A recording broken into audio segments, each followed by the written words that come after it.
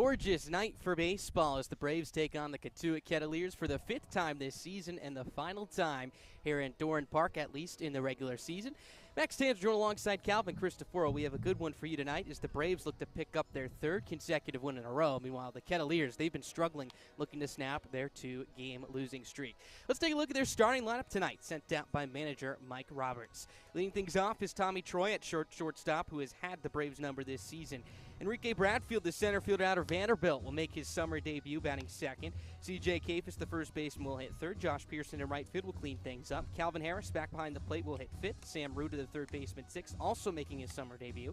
Carter Trice, the DH, hit seventh. Eddie Park behind him in left field. And Colby Wilkerson will round out the 9 at second base against the also Vanderbilt right-hander in Bryce Cunningham, making his 5th start of the campaign. Nobody, and I mean nobody, is happier the Braves are not playing the Yarmouth Dennis Red Sox tonight than Bryce Cunningham. This is a guy against YD this season who's allowed 8 hits, 7 earned runs, in 7 1/3 innings of work against YD.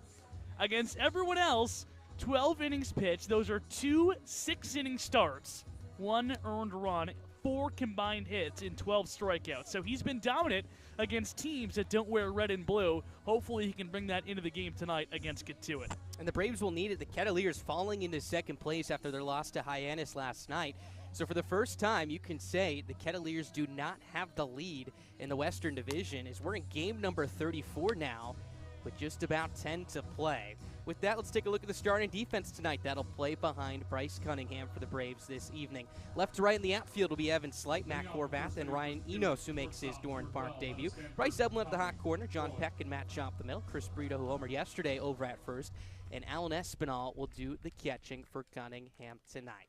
Sun is shining bright here, not a cloud in the sky, just about 85 degrees here at first pitch as Cunningham is ready to glow. Climbs for the first base side and fires his first pitch as a fastball for a strike. Just crosses the knees of Troy as we are underway. Troy 4 for 9 with 2 homers and 6 RBIs against the Braves on this campaign. Cunningham kicks and fires. His 0-1 pitch is cut on a miss. Late on a fastball right there is Troy, as Cunningham climbs ahead at no balls and 2 strikes. Braves wearing their white tops and white bottoms with the red caps. Here's the 0-2 from Cunningham. Fastball just misses a bit outside, ball 1. 1 ball, 2 strikes. Meanwhile, for the Kettleers, their maroon tops with their white bottoms with the pinstripes as per usual. Cunningham working quickly, glove in front of his face, nods his head in agreement with his catcher and Espinal. 1-2. Fastball just misses a little bit upstairs. Count evens up at 2 balls and 2 strikes. Alan Espinal doing the catching tonight. Was supposed to catch yesterday with the rotation for the Braves, but it was Tomas Frick. The 2-2 is on its way from Cunningham. Breaking ball, taken a little bit down low. Appeal down to first base, says that Troy did not go around. That's Jim Fonseca over there at first base tonight. Count runs full at 3 balls and 2 strikes.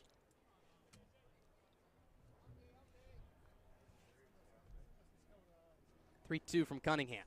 Swinging a hard line drive center field. Horvath got a late jump, twisting and turning. Now towards his right, reaches up to make the catch. Just gliding onto the track in straightaway center field for a loud out number 1. So Troy continues to sting it against the Braves, but Horvath had that one with ease.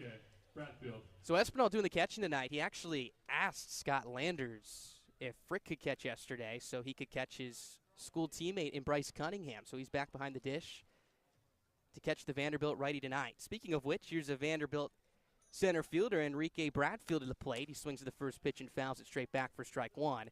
0-1. So between the 60 feet 6 inches, you have 3 Vanderbilt Commodores here tonight. Cunningham from the first base side comes set, twists and tosses. Here's his 0-1. Fastball outside, count evens up. Enrique Bradfield, the batter here for Kettleers, and Kettleers fans have been waiting a year and a half for this guy to show up on the Cape.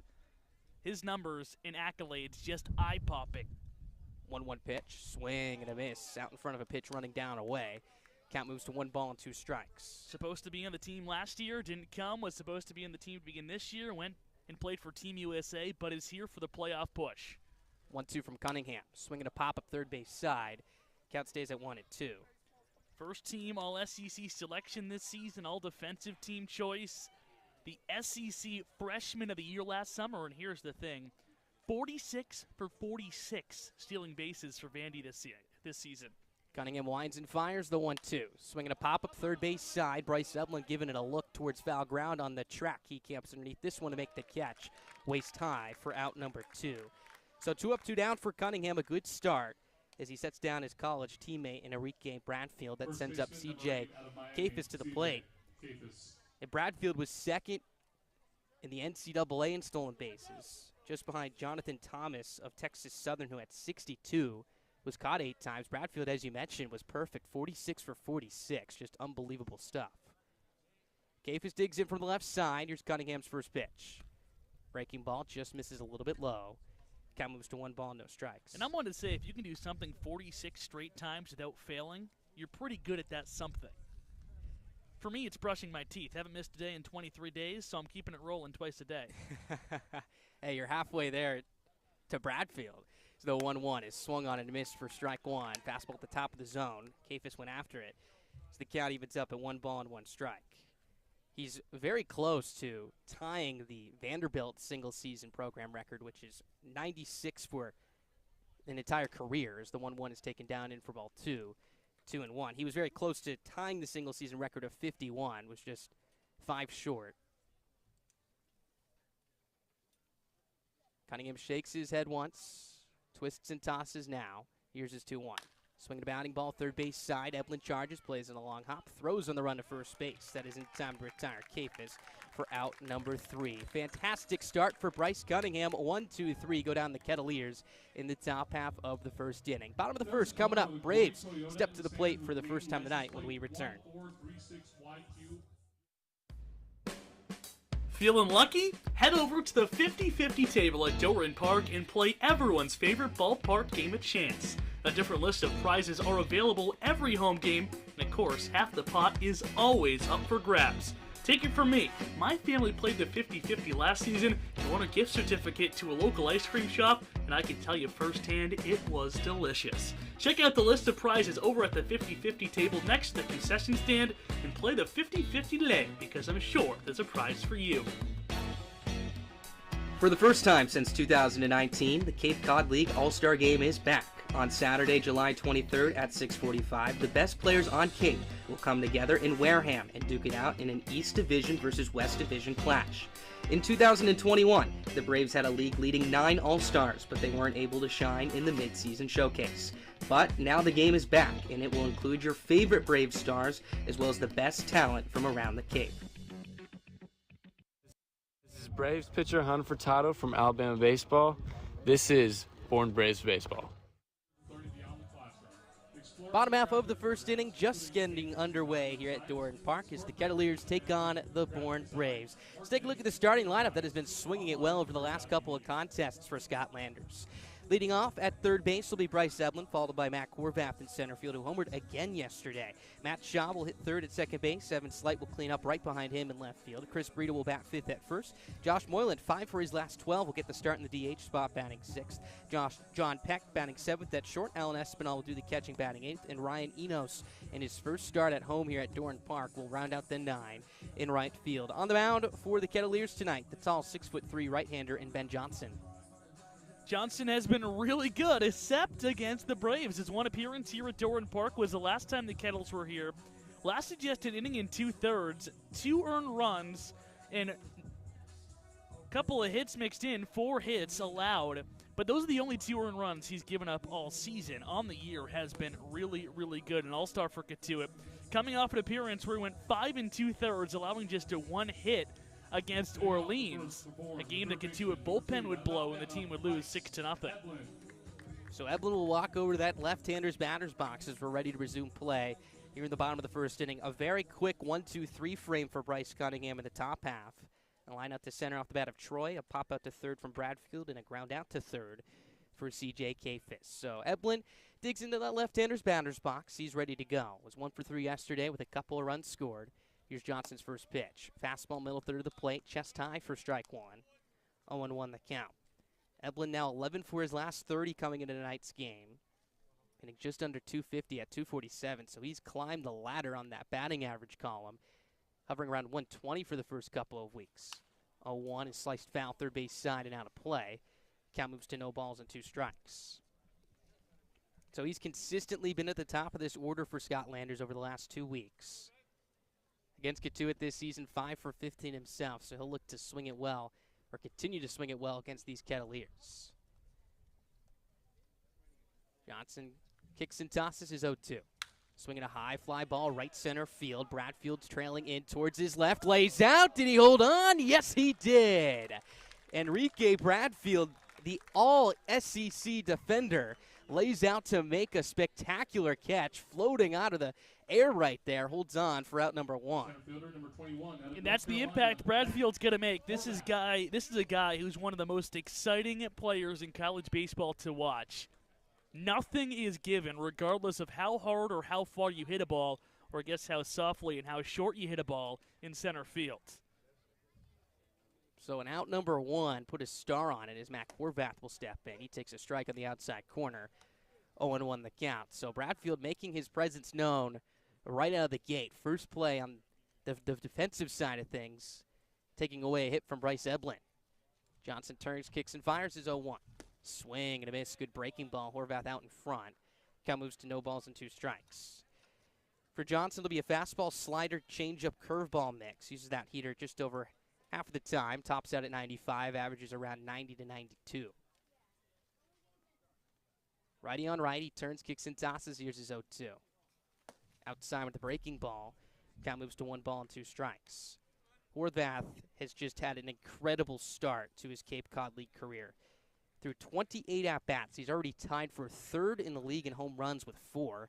Left the yard in the first inning yesterday against Wareham out to deep left center field. Johnson from the wind, the 1-2. Up and away with a heater for ball 2. Count evens up. Was 2 for 4 yesterday. Both of those RBIs that he picked up came on the long ball. Now 6 for his last 20 entering tonight. Johnson tosses his 2-2. Swinging a top-spinning ground ball past the diving third baseman in Ruda. That'll get into left field for a base hit. So Mac Horvath continues to swing it well. Now 3 for 5 on the homestand. So that's the first hit from either side tonight. The guy rakes. I mean, what an addition he is to this Braves lineup. The guy you got late, 25 games into the season, but has put on a hitting clinic ever since he's gotten to Doran. After he went 0 for 5 in the first game, he is seeing a beach ball up there, now 8 for 24 cents. So here's Matt Shaw with 1 on and 1 down. The big right-hander digs into the box here against Johnson. Johnson from the stretch for the first time tonight. He fires. Pitch on the way is swung on and missed. A good breaking ball that Shaw was out in front of. Count moves to 0-1. For Johnson, that slider, a 27% whiff rate on it this year. That changeup as well, 50% swing and miss percentage. So he'll induce a lot of punch-outs. 12 through 14 and 2/3 of an innings work so far this summer. As there's a check over to first base. Horvath will get back safely. You mentioned it, Calvin. Bourne has scored the only 2 runs against him this year. That was the Carson Jones RBI triple out towards right center field a couple of weeks ago here at Doran. Here's Johnson's 0-1. Swinging a broken back ground ball, hit softly to short. Troy charges, picks it up on a couple of hops, shuffles to second for 1. The relay to first base is not in time, as Shaw will beat it out. That'll be a 6-4 fielder's choice. The second consecutive ball game in which Matt Shaw has broken a bat in his first plate appearance. A big out for Johnson. So they'll bring up Evan Slight here with 2 away. Slight was able to extend his on-base streak to 18 games after walking yesterday. It was 0 for 3 in total. Did score a run on that RBI double from Jones down the right field line. Scored all the way from first base on what was a really close play at the plate that gave the Braves their 7th run. They, of course, winning that one 7-2 yesterday. Check over to first base. Shaw will get back in safely. So after that rapid hot streak that Slight had, he's slowed down just a little bit. 4 for his last 17, but it's still been very productive in the middle of this Braves lineup. Infield shifting him the pole, shortstop and Troy ranging well up the middle. As the first pitch is a fastball that runs outside and low for ball 1. Third baseman in Ruda, well off the third base bag towards the 6 hole, also playing a couple steps back. The second baseman in Wilkerson ranging towards the 4 hole as well. Katuitt shifted Eblin, too, so both left-handed hitters, Katuitt's put a little shift on. Here's Johnson's 1-0. Fastball on the outside corner for a strike. Count evens up at 1-1. These two teams will see each other one more time after this. It'll be the second to last game of the season at Lowell Park on August 1st, and that could have major playoff implications. And guess what? The Braves will play current first placeholder in Hyannis the next day as well to wrap up the season. Another check over to first base, a close play. Shot just gets back in safely. The tag was applied on his numbers by the first baseman in Kafis as the 1-1 awaits. Hyannis currently has a 3-point lead on Katuitt as we speak at 18-10 and 6 on the campaign.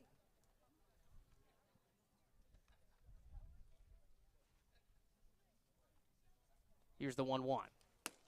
A strike on the outside corner. Count moves to 1-2 strikes here on Slight. Slight loves to hit with traffic on the base paths. The top of the team with runners on base hitting at a 353 clip this year, just behind Matt Shaw, who's over at first, who's hitting north of 390. See if he can come up big right here. Shaw goes for second, the 1-2 up and away. Throw down to second. Tag applied by the shortstop, and Troy is not in time. Matt Shaw slides in with his team leading 14th stolen base of the year as the throw from the catcher and Calvin Harris was on the third base side of the second base bag, extending the tag for Troy. And Shaw was able to swim in safely. Really good pitch to throw on as well there. A fastball up and out of the zone that got Harris out of his crouch. But nonetheless, Shaw puts himself in scoring position now for Evan Slight, who looks to check in with his 10th RBI of the summer. Shaw will be going on contact over there with 2 down. Chris Brito looms on deck. Johnson from the stretch, first base side, pauses at the belt. Here's his 2-2. Swinging a hard line drive, left field. This one's down for a base hit. Park up with it and left. Getting the stop sign at third is Shaw as the throw back into the infield is cut off. So a single for Evan Slight on a clothesline. That was a missile that got out to Eddie Park in a hurry. Runners at the corners here with 2 down as that sends up Chris Brito to the plate. First baseman, number 28, out of Rutgers, Christopher. Braves are fortunate to have Shaw here at third base with 2 outs in the inning after the Slight single. Harris is throwing that steal.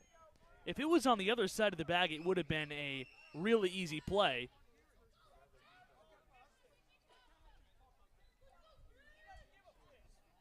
And Coach Roberts is still barking at the third base umpire tonight, Ed McEvan, saying he's letting the Braves have a little bit of a rally here. And that play was close. I think the Braves might have benefited. And if Chris Brito can cash in, it'd be really big to make to get a run out of this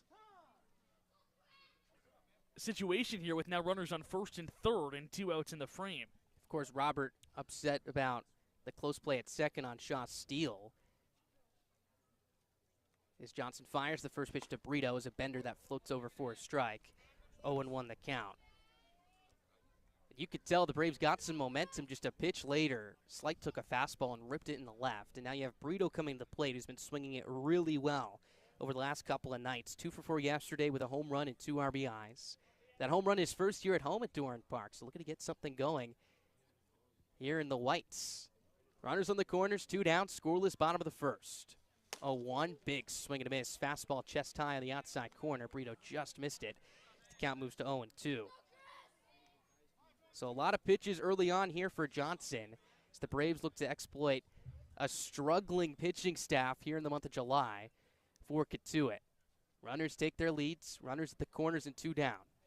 0-2, swing and a miss for strike 3. Johnson gets Brito with a slider as that will retire the side. No runs on 2 hits, no errors, 2 runners left on here for the Braves in the bottom of the first. We head to the top half of the second, still scoreless here at Doran Park.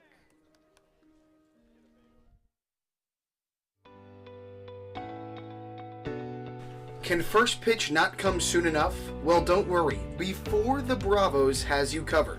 Starting 15 minutes before first pitch at home or on the road, Before the Bravos has the pregame insight and analysis you need to get game ready. From exclusive interviews, a first look at the opposition, lineup breakdowns, and so much more, Before the Bravos is the best place to start your evening of baseball. Before the Bravos, 15 minutes before first pitch, every game day, live on the Born Braves YouTube stream. T-Mobile is proud to sponsor the Cape Cod Baseball League.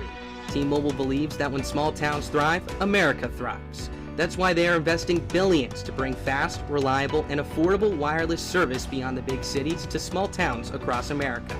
There's never been a better time to join T-Mobile. Visit T-Mobile.com/acrossamerica to find out more. This is Wyatt Hensler, infielder from Pennsylvania, and this is Born Baseball. Top half of the second inning. Kettleers and the Braves getting things going here as Bryce Cunningham comes out for his second inning of work. Was really good, setting down the top third of the Kettleers lineup, 1, 2, 3. He'll look to do the same here as he gets 4, 5, and 6. Pierson, Harris, and Ruda in this top half of the second inning. The Braves had something going in the bottom half of the first, a couple of base hits. Chris Brito came to plate with runners on the corners and 2 down, but Johnson was able to retire him on a good sweeping breaking ball to escape trouble. And Mike Roberts is still giving Ed McEwen an earful as he's walked down to his third base coaching box.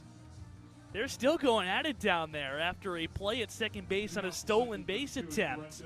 It was called safe where the ball beat Shaw to the bag. From our angle, we can't tell if he avoided the slide or what have you, but Mike Roberts still unhappy about it. And Tommy Troy, the shortstop, when he applied the tag before the safe call was made, had taken about 4 or 5 steps towards that first base dugout, thinking it was out number 3. Nonetheless, here's Josh Pierson to lead things off. He swings through a fastball for strike 1 to start things off here in the top of the second.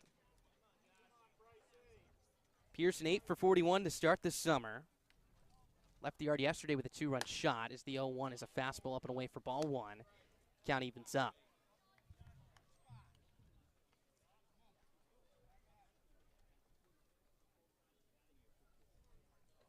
Cunningham winds and fires his 1-1 pitch. Is swung on a popped up third base side and foul out of play. 1 and 2. Already have one final today. It was the Harbor Hawks and Red Sox that played at Dunkin' Donuts Park. And the Harbor Hawks won that one 9-3, so they gained some ground on the Kettleers. Now up by 3 in the standings. 1-2 is a fastball upstairs. Count evens up at 2 balls and 2 strikes. First time since opening day, Kituitt not in first place here as we play on the 20th of July. Cunningham settles from the first base side of the rubber as he has all night long so far.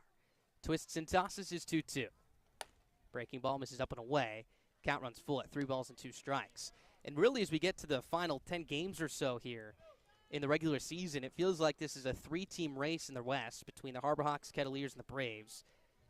So the 3-2 is on its way. Fastball right over Broadway for strike 3 as Espinal sticks it there and hops out of the crouch and tosses to Eblin over at third. So strikeout number 1 for Cunningham, 4 up, 4 down, here to open up play as we sit in the top of the second inning. But the Commodores, showing some life as of late, have won 5 of their last 10 and now have a 3-point lead over Wareham. So that gives them a little bit of a security blanket as they get down the stretch. Again, 4 teams in each division will be granted a spot in the postseason. Here's Calvin Harris. The first pitch is a fastball that runs outside for ball 1. 1 ball, no strikes to count. And don't look now, but the Chatham Anglers in the East Division coming on strong here as we end July. Cunningham twists and tosses his 1 up. Fastball taken just a little bit low. Hitters count for Harris at 2 balls and no strikes. So none of these teams will go down without a fight. The good news for the Braves is 8 of their next 11 are against teams who are currently below 500. Here's Cunningham's 2-0. Swinging a bounding ball right side. Shaw picks it up on a couple of hops to his left, shuffles across, and tosses over to first base to retire Harris for out number 2. 5 up, 5 down for Cunningham. And after the Braves and Kettleers play tonight, they do not play another 500 team until they go back to Kituitt for the second to last game of the year before returning home to play Hyannis.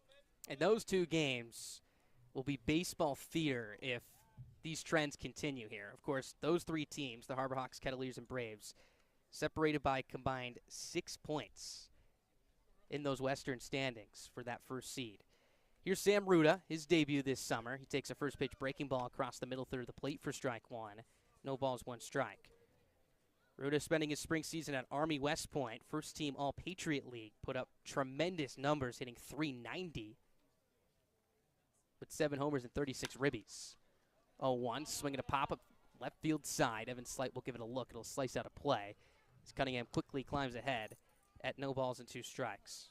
Slugged .626 as well, which is impressive just with 7 long balls. So the extra base pop in terms of the doubles and the triples, carrying a lot of the weight for him as he digs back into the left side, making his Cape Cod League debut tonight. Here's Cunningham's 0-2. Fastball just a little bit inside for ball one. Espinal, the catcher, took a couple steps towards the third base dugout thinking he had it. Cunningham will have to wait as the count moves to 1 ball and 2 strikes. Carter Trice on deck as the Kettleers just are looking for their first base runner of the night. Scoreless here in the top of the second, 2 down. Here's Cunningham's 1-2. Swing to soft tapper, shortstop side, charging his Peck, fields it on the run, throws it over to first base with a little bit of mustard on it as Chris Brito makes the play to retire this side. Another 1-2-3 inning for Cunningham as he faces the minimum for his first 2 innings of work tonight. Bottom of the second coming up. 6, 7, and 8 due up in the lineup as Josh Moylan leads things off for the Braves when we come back.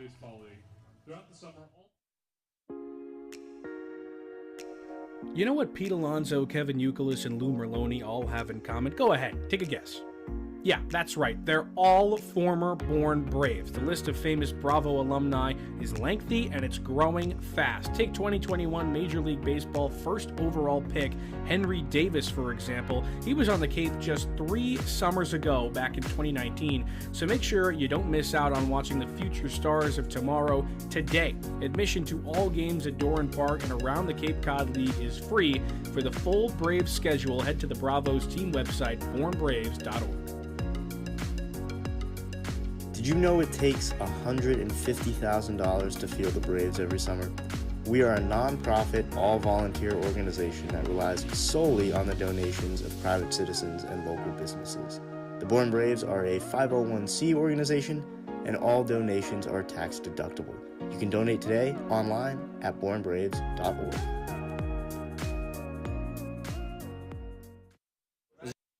This is Josh Moylan, first baseman from East Carolina, and this is Bourne Braves Baseball. Bottom half of the second inning, still no score here at Doran Park as the Bourne Braves play host to the Kettleers Kettleers for the 3rd time this season. Season series tied at 2 apiece as they have faced each other 4 times in total, and fittingly, the season score tied at 23 apiece. They will again face once more after this, the second to last game of the season at Lowell Park. The Braves look to take the series lead tonight and pick up their 3rd win in a row. But they're going to have to get things going against Ben Johnson. Picked up 2 hits against him in the first. He comes out for his 2nd inning of work as Josh Moylan will lead things off.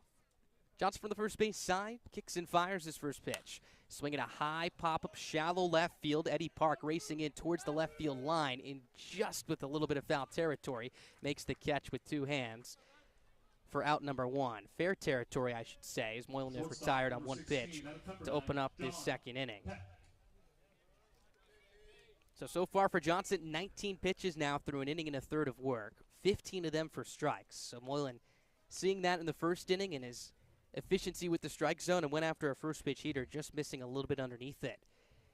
So John Peck, after a couple of days off, gets the start at shortstop tonight, digs in from the right side. Johnson fires his first pitch. It is just a little bit outside for ball 1.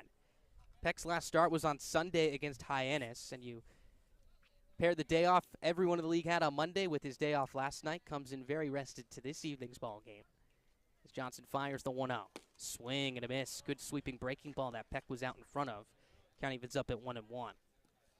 Peck was 1 for 4 with an RBI on that Sunday. Average now at .213. He's driven in 9 runs so far this season. Still looking for that first long ball. Wind is blowing out towards his pull side and left center tonight. 1-1. Swinging a hard ground ball left side. Troy scampers to his left, picks it up, and throws a bullet over to first base to retire Peck by a step and a half for out number 2. 3 in a row retired by Johnson. 2 up, 2 down here in this bottom of the second inning as that sends up the catcher and Alan Espinal to the plate. Espinal looking to turn a corner here. 4 for 37 on the season now, just hitting 8 points north of 100 with a home run and 4 RBIs. It was last week in Falmouth where he picked up 2 hits, an RBI single to right, and then a solo shot out to left field that was blasted out of Gov Fuller Field. And then you had the feel he was starting to get things going, but is now 0 for 6 since. Here's Johnson's first pitch. It's a fastball taken down and away, 1-0. Now in the BABIP category, has caught some tough luck. He's hit a couple of balls on the button. Had some nice plays made against him. So we'll look to continue to barrel up the ball here as he digs in from the right side. Johnson twists and tosses. Here's the 1-0. Breaking ball taken outside. Appeal down the first base. The first base umpire in Fonseca says that Espinal went around as the count will even up at 1-1. It was last weekend where his teammate and Javier Vaz at Vanderbilt robbed him of an extra base hit with the bases loaded. The 1-1's on its way. Swing and a miss. Another good slider twirling towards the left-hander's batter's box. Espinal goes after it for strike 2, 1-2. But Espinal hit one of the hardest balls we've seen him put in play this season. A frozen rope over to Vaz and left, who glided over towards his left as well to make the catch to end the bases loaded threat for the Braves. Nobody on here. Scoreless, bottom of the second, 2 down. 1-2. Breaking ball. Swing and a miss for strike 3. Harris plucks it out of the ground, finds a lane, and throws over to first base to retire Espinal, as that will retire the side. Really good work for Ben Johnson as he sets down the Braves 1-2-3 and picks up his second strikeout of the night. Top of the third coming up. Still scoreless here at Doran Park on the Braves Media Network. As a proud sponsor. T-Mobile is proud to sponsor the Cape Cod Baseball League. T-Mobile is committed to serve those who serve. That's why they go above and beyond for our active duty military, veterans, and first responders. Visit your neighborhood T-Mobile store or T-Mobile.com to learn more. For the first time since 2019, the full Cape Cod League playoff slate is back. Last season, just 2 teams from the East and West Division respectively played in the shortened playoff format, but this year there will be a full 8-team slate. 4 teams from the East and West will get a shot at the title. The Braves have missed the postseason just once since 2007 and look to make another run back to the title game in 2022, a series they lost a season ago. It's the Cape Cod League playoffs, and they're back in full swing for the first time in 3 years. This is Born Braves infielder Bryce Evelyn from University of Alabama, and this is Born Braves baseball. Scoreless as we begin the top half of the third inning back at Doran Park with Max Stanzer. I'm Calvin Cristoforo.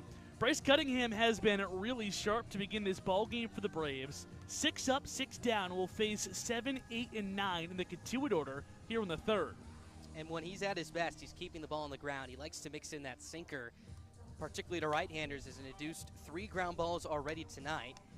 And that ground ball rate is shrunken just a little bit, was up towards 57, 58% a couple of starts ago, but after his last 2 outings, particularly against YD, it's dropped down to 52%. So he's allowed some elevated balls put in play, but if he's keeping it on the ground tonight, he should be in good shape. A guy who the Braves haven't kept on the ground much this year, Carter Trice, will lead us off here in the third.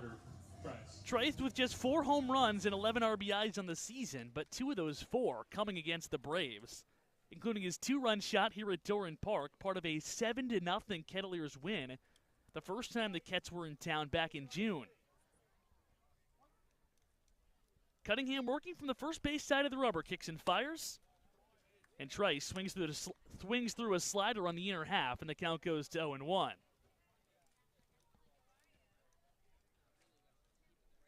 Quickly the 0-1. Fastball that just missed down below the knees. The count goes to 1-1. Here on the NC State future Wolfpack member, a guy transferring from Old Dominion this offseason. Waggles his bat, the 1-1. Fastball this time below the knees again on the inside corner. 2-1. Game 2 of a 4-game homestand here for the Braves at Doran Park. Another muggy, hot, sticky night for baseball. The 2-1. In the dirt, 3-1. Temperatures at first pitch at 82 degrees. Not much wind at all. A humid night. So humid that, due to league rules, batting practice was canceled due to heat. The 3-1. In the dirt, it's a 5-pitch walk to begin the second inning, and Trice is on for the left fielder Eddie Park. And for Bryce Cunningham, the walks are what got him into trouble in his last outing against YD. 4 of them in his 4 innings of work, which got that pitch count very high. Again, just allowed 2 earned runs, but a lot of traffic on the base paths against YD, and he's really going to have to avoid that against these Kettleers tonight, especially with the bottom third of the lineup up right here. The bottom third of the order that has been really struggling. Eddie Park, the batter, 2 for his last 16 as he slides in the left-handed box. He bats with one on and nobody out here in a scoreless game, top 3. The runner is going. Park is swinging. A line drive down the left field line. It is fair, just a foot into the corner in left field. Trice rounds third. He's going to cruise home. It's an RBI double by Eddie Park. And now the throw gets away from second all the way to the pitcher's mound. Park moves up to third, and it's a 1-0 game on a swing, a hit and run on a line drive down the left field line, allowing Trice to score all the way from first. And Kettleers has their second run of the night just 90 feet away after Eddie Park advanced on the throwing error. And really good execution right here. Just tucked this inside the left field line. There was no question that Trice would be able to score going on the pitch right here. And it's a base running as well as the throw got past the cutoff man. The catcher in Espinal had to field it on the mound right there, which allowed Park to get into third without a play. So the Cats draw first blood, 1-0 here, top 3. And now the batter in Colby Wilkerson swings and fouls the first pitch back. That breaks Park 2 for 16 streak. Just looped it in the perfect position down the left field line. Infield playing back here with nobody out, the 0-1. Up and away, the count goes to 1-1. So the Braves will trade in run for an out here in a 1-0 hole with a runner on third and nobody out here in the top of the third inning.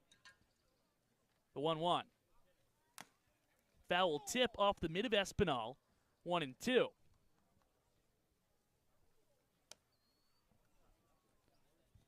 Fifth time the Braves and Kettleers are meeting this season.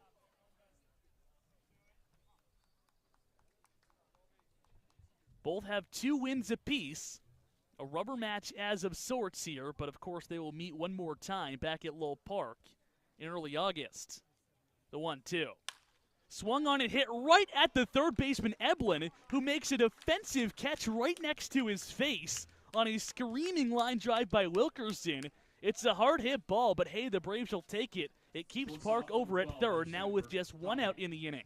And that ball was pelted right at Eblin over there, and this continued to slice back on him. Took a couple of emphatical steps towards his left side, and then it sliced back towards his head, which is why he had to lean out of the way as he caught that one right there. So Park stands at third now for the top of the Kettleers order, and Tommy Troy with 1 out. First pitch is down below the zone at a slider blocked by Espinal for ball 1. Get to it with a run home in this inning on the hit and run double down the left field line by Eddie Park that plunked in about a foot fair in the left field corner. Park's on third after the throwing error, and he stands there with 1 out. The 1-0 to Troy. Slider below the zone. It goes to 2-0. Good hitters count to a guy who's burned the Braves this season for a couple of home runs. The 2-0. Down and away, 3-0. The dangerous, exciting, flashy Enrique Bradfield waits on deck. Now Espinal will take a trot out to the mound to have a conversation with his Vanderbilt teammate. I said it earlier, but the walks are what's going to get him in trouble. Walk twice, Trice make that, and he came around to score promptly just a couple pitches later on the Park RBI double. Now you're behind 3-0 to Troy.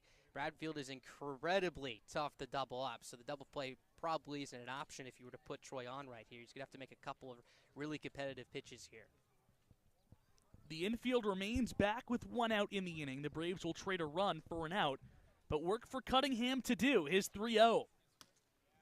Fastball, a pitcher's pitch, right on the outside black for strike 1.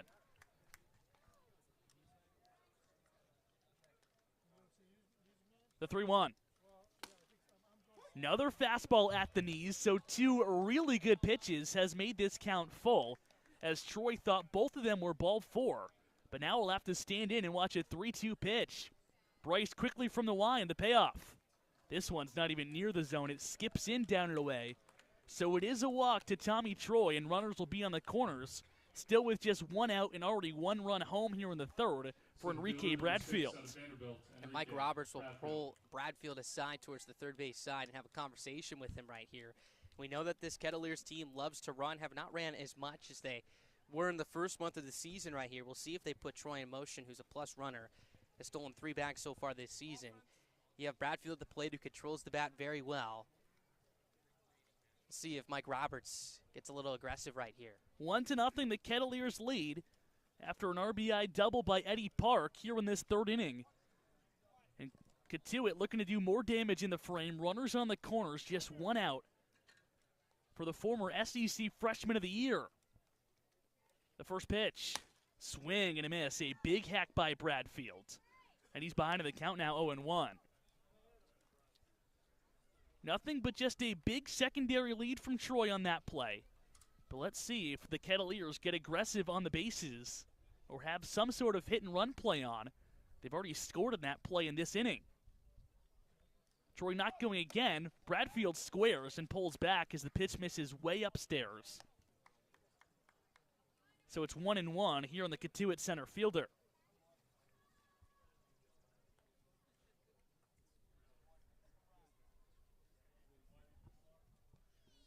Cunningham takes a deep breath. His 1-1 pitch. Swung on and hit up the middle, a base hit. Park will trot home from third. Troy rounds second. He will put the brakes on there. It's an RBI single by Enrique Bradfield, who in his second at-bat as a Kettleer makes an immediate impact. 2-0 Kettles, top 3. Has the diving catch in the first inning, then a really good piece of hitting here in the third to get off to quite a start here on this Cape Cod League debut. A fastball running down away from him and just stuck the end of the bat out there and served a soft line drive up the middle for a base hit. And the Kettleers are not done yet here. Cape is the 6th batter of the plate coming to the dish this inning. 2 runs already home, 2-0 Katuitt with runners on first and second, and still just 1 out here in the third. From the stretch, Cunningham's first pitch. Slider through the back door. It gets the plate for strike 1. CJ Kafis is the batter. He grounded out to third in the first inning. Nursing a 4-game hitting streak right now, 6 for his last 15.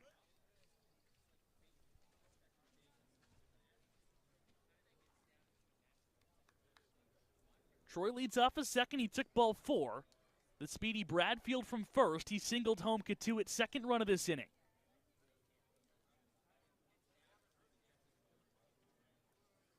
The 0-1. Swung on and hit high to left field, not very deep. Slight range is over. He's got plenty of room. Makes the shoulder-high catch. Tagging from second is Troy. The throw is up the line, and both runners advance 90 feet. Really good base running by Katuitt, as now 2 ducks are on the pond with 2 outs in the inning for Josh Pierson. And this ball got caught up in the jet stream where the wind is blowing out towards straightaway left field, because this took Evan Slight all the way back maybe a step or 2 in front of the track. And knowing that, Troy at second base was ready to go, and there was maybe a play over there, but the throw took Evelyn towards his right into the base runner and Troy. So if the throw was maybe a little bit more on line by Slight, it would have been a close one, but nonetheless, second and third, 2 down. 2-0 Katuitt here in the third inning, but the Kettles looking for more with runners on second and third and 2 outs in the inning. Cunningham from the wind, his first pitch to Pierson. Outside, ball 1. With Bradfield's blistering speed, he is for sure scoring on a hit here. So this is a really big out if the Braves want to keep this game at just 2-0 here in the third.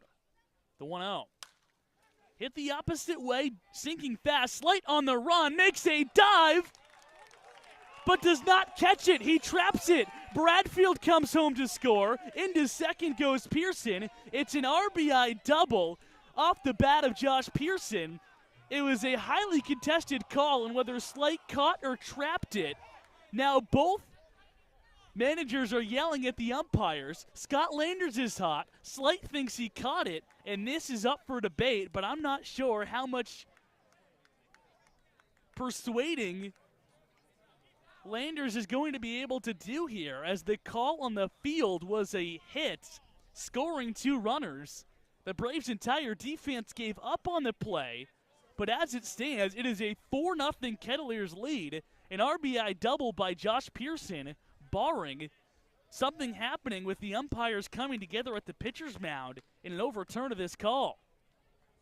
And this is a really, really big decision right here, because it's the difference between 2 runs. And Slight had just been trotting off towards the third base side. For a second, I thought Pierson could have a chance to go for third, but he got it back in quickly enough, as Scott Landers still furious right now with the home plate umpire, Mickey Garcia.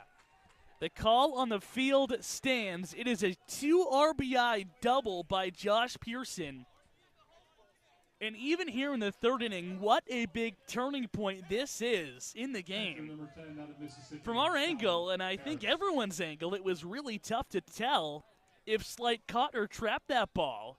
The call on the field is double, and it stands. The only reason why I think it could have gotten down, or at least he trapped it, was because the heel of his glove was facing the ground. So that maybe have been the clue that Garcia made his decision on, but still a really close one. First pitch to Harris is down low for ball one. So now Cunningham has to limit the damage again. A runner in scoring position on second base. Kettleers with 4 runs already home here in the top of the third. They lead it 4-0 with 2 outs. The 1-0. Swung on and missed. That's a really good changeup by Cunningham. And the count evens up 1-1 here on the Kettleers backstop. And now already the most runs that Cunningham has allowed this season so far. Really uncharacteristic start for him over the last couple of outings. He steps off and takes a look at Pierson, who walks back into the second base bag. 4 runs home for Kettleers here in an eventful top of the third inning.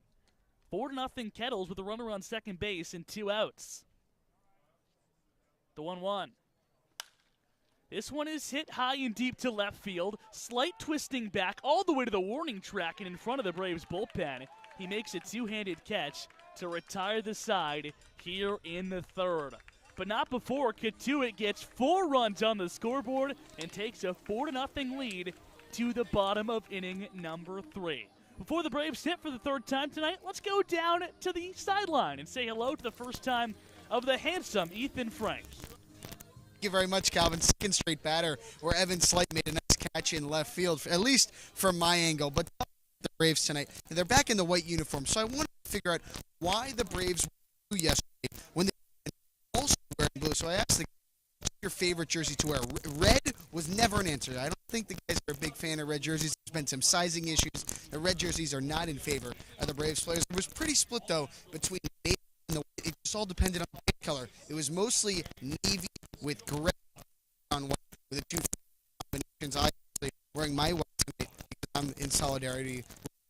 But the best quote I got about the jerseys was Ty Cummings. I said, "What did you think about wearing blue?" Well, Wareham was also wearing blue. He said, "I don't care that we're both wearing blue. As long as we're the better blue for 9 innings, that is what matters." And that's what the Braves did yesterday, and they're 7-2. And which jersey combination is your guys' favorite? Well, for me, Ethan, it is definitely the road blues, and that is definitely the vibe in the Braves dugout as well. Probably because the Braves are 10-6-3 when they wear their blue uniforms, just 5-6-3 when they wear their whites. And tonight, Max, wearing the white jerseys, they're down 4-0 after Kettleers hung a 4 spot in the top of the third frame. And they like that mojo, bringing it back at home here, which they did not do at all last year, wearing those navies with the white bottoms. But I like the navy blues as well. I know they don't like wearing the reds for the size factor, but I love them. I think they're incredibly sharp every Friday night, so that's probably my favorite. 4-0 Kettleers as we begin the bottom half of the third inning. The Kettleers scoring 4 highly contested runs in the top half of this frame after a diving catch by Evan Slight was ruled a trap on the Braves left fielder, allowing 2 runs to score and keeping the inning alive. As the Braves now with work to do in a 4-run hole, sending it 9-1-2 to bat here in the third inning against Ben Johnson, who has been a tough customer to this point, allowing just 2 base hits, both coming back in the first. The batter is Ryan Enos, and he takes a swing and a miss at a first pitch slider across the plate for strike 1.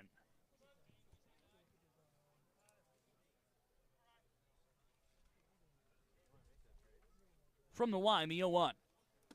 Another swing and a miss on an identical pitch, a slider that starts at the hip and bends over the plate. The count goes to 0-2 here on the newest Brave, making his home debut tonight in Ryan Enos. Johnson looking to make quick work of him, the 0-2.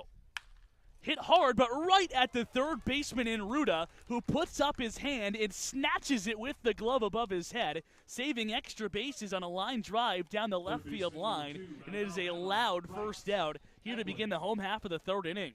And Enos continues to sting it here through the first 5+ plate appearances he's had with the Braves so far.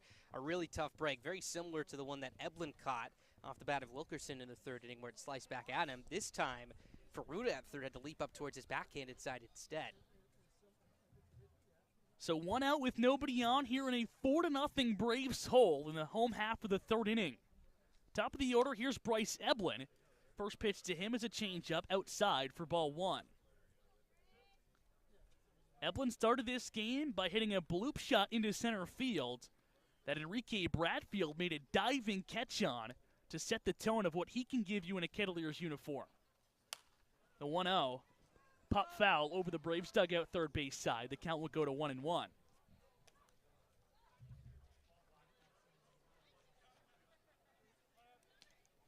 Smart, the Braves are wearing the white uniforms tonight on a hot and muggy, sticky evening here at Doran Park.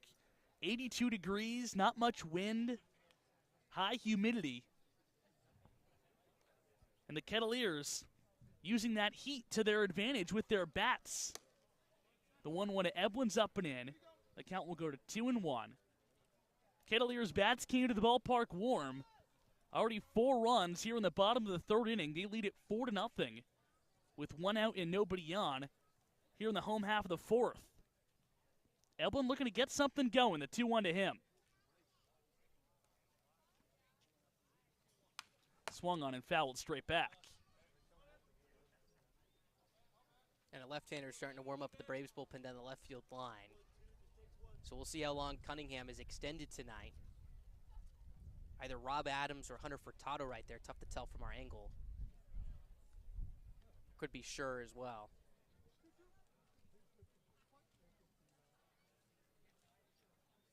Braves looking for a base runner here in the third.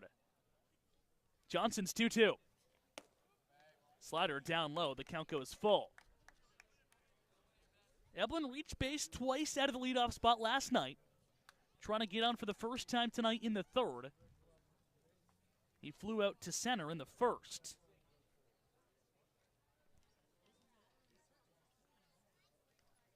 The 3-2. Up and in. It's a walk to the Braves leadoff man.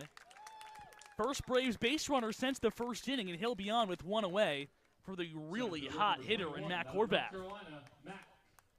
And that's the formula for the Braves over the last couple of nights. Matt Horvath provides so much depth and length to this lineup, especially when he's been swinging it the way that he has. So when you get a guy like Eblin with good speed on first base to start things off, now you have a guy sandwiched between Eblin and Shaw that could set up an opportunity for Shaw, if not already driving Eblin before then.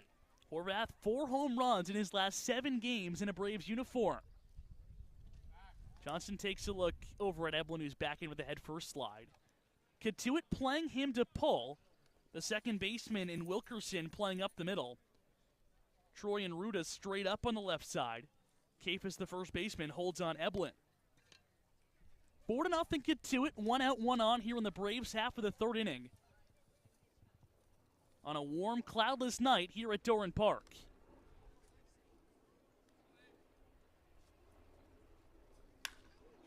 This one stung out to dead center field, but playable for Bradfield. He retreats in front of the warning track. He makes the one-handed catch to retire the stinging line drive for Mac Horvath.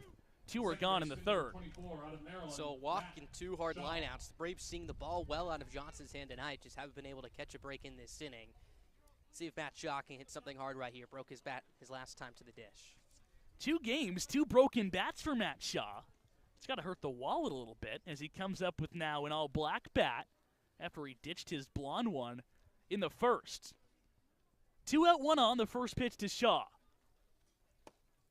Slider down low for ball 1. 4-0 Katuit after 4 third-inning runs for the Kettleers. 2 of them coming on a contested 2 RBI double off the bat of Josh Pierson. Eblin walked. He leads off of first. And the 1-0 pitch coming to the Braves second baseman tonight, Matt Shaw.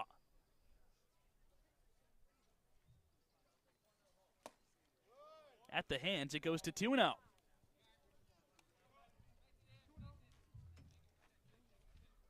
Shaw 2 games removed from the first cycle in Cape League history. Looks to do magic against a team he has owned, including a 4-for-5 2-home runs performance at Lowell Park last week. The 2-0. Breaking ball in there for strike one. And not going to get that heater heading to the count big time right there. Looking for something to drive. Again, right center field has been his power alley. A lot of room out there, but remember, Bradfield in center covers a ton of ground as well, so he's going to have to sting it out there. He's playing relatively straight up right in front of the 395 sign out there.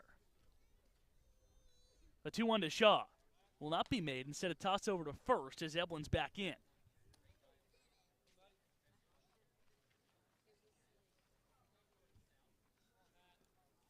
The Kettleers killer looking to get some extra base pop against a team he has loved to hit against so far this season.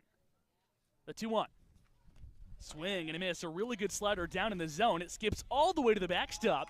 And Eblin advances the 90 feet, so he'll be in scoring position, still with 2 outs in the inning. And now an 0-2 pitch coming to Matt Shaw. And this is a really big pitch right here for Johnson. The Braves, after giving up those 4 runs in the top of the third, just trying to answer back at least with 1 as they look to chip away. Still plenty of time left here, of course, but looking to make a statement right here after catching a couple of really tough breaks in that top half of the third.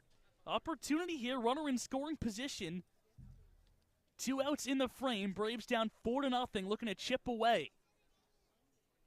The 2-2 to Shaw. Swung on and spoiled away above the first baseman, and Caife is in foul territory right field side.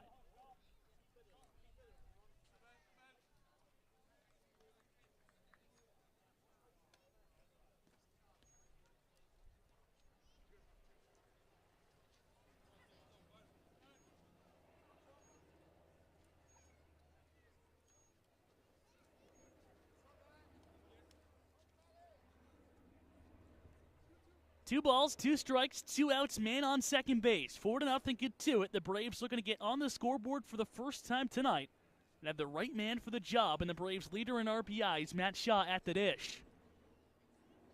From the belt, Johnson's 2-2. Swung on and hit into the left center field gap. That's down for extra bases. Eblin touches third. He will cruise home. Shaw's going to take a big turnaround second. He's on his way for third with a head-first slide. He's in there. It's an RBI triple for Matt Shaw, and the Braves start to plug away in the third inning. 4-1 now, Kettleers. And a really, really good plate appearance right there. Battling with 2 strikes, spoiled a couple of pitches, running off the outside corner, gets one over the heart of the plate and drives it hard into that alley in left center field.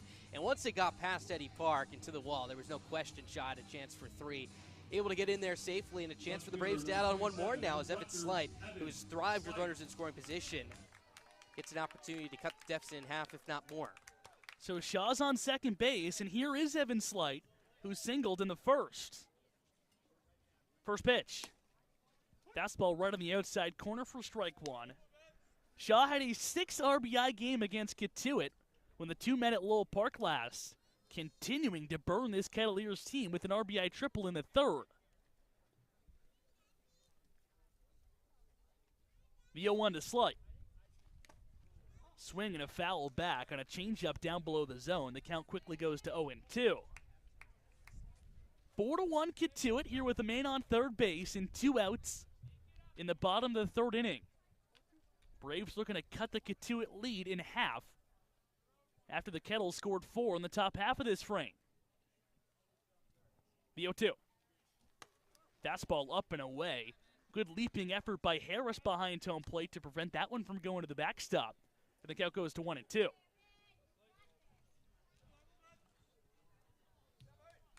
Slight extended his on-base streak to 19 games with his single back in the first.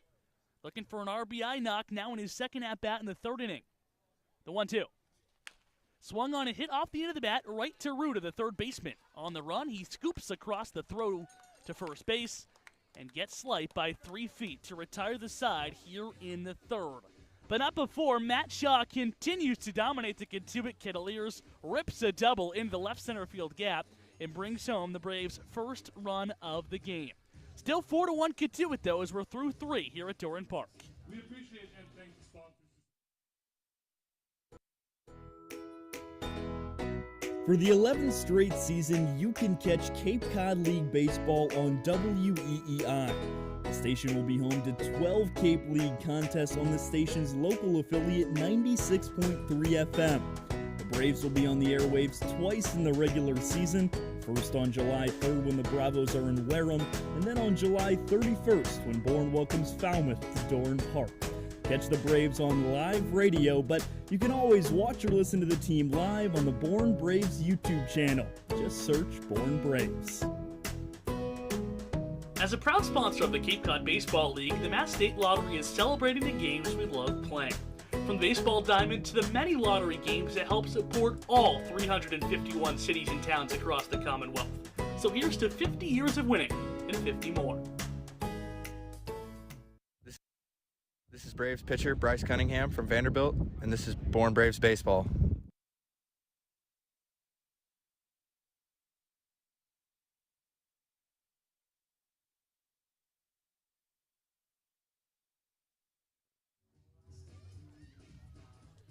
Four to 1 Kettleers as we begin the top half of the fourth inning back at Doran Park with Max Tanzer. I'm Calvin Cristoforo. Kettleers scoring 4 runs on a couple of extra base hits in the top of the third. The Braves countering with 1 on the RBI Matt Shaw triple in the bottom half of inning number 3. But the Braves still trail it by a field goal as Kettleers looks to go back to work here against Bryce Cunningham. And you're going to need Cunningham to get back into the form he was in the first couple of innings right here, because again, this Braves offense, while it's been really getting things going over the last couple of ball games here, need to keep this down by 3, and that's been the largest strength for the Braves as a pitching staff as a whole so far this year, keeping the offense in it so they can come back late. 6, 7, and 8 here for the Kettles in the fourth. Ruda, Trice, and Park to dig in. Ruda in his Kettleers debut watches a first pitch fastball missed away for ball 1. The Army third baseman grounded out to shortstop in the second. Looking for his first hit here on the Cape, the 1-0. Foul tip off the mid of Espinal back to the backstop.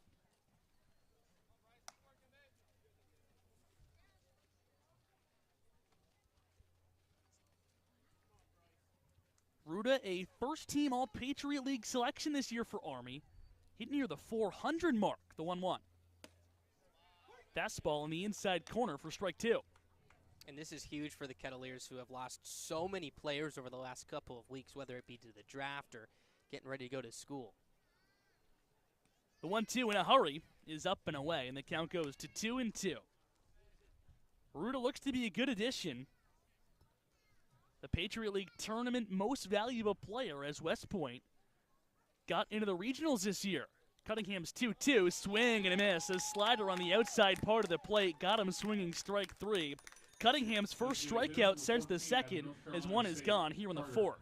Had a really good slider, backdoor pitch right there. Just bit that outside corner and got Ruda to chase. Was well out in front as well. And a good start here for Cunningham after walking the leadoff batter in the third. With the first of 2 in that frame, both free passes would score. Gets things started here with a clean out number 1. That brings Carter Trice to the plate. The first pitch. Swinging a foul tip back to the screen for ball 1. Trice walked and scored to begin the rally for Kettleers in the third inning.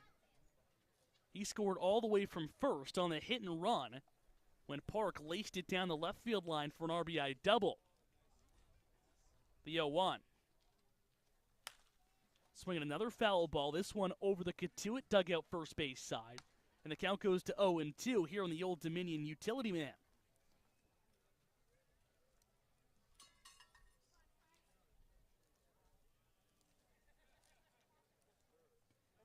Trice has burned the Braves for 2 home runs so far this season. Cunningham working with tempo. Throws an 0-2 pitch upstairs, misses the zone. The count goes to 1-2.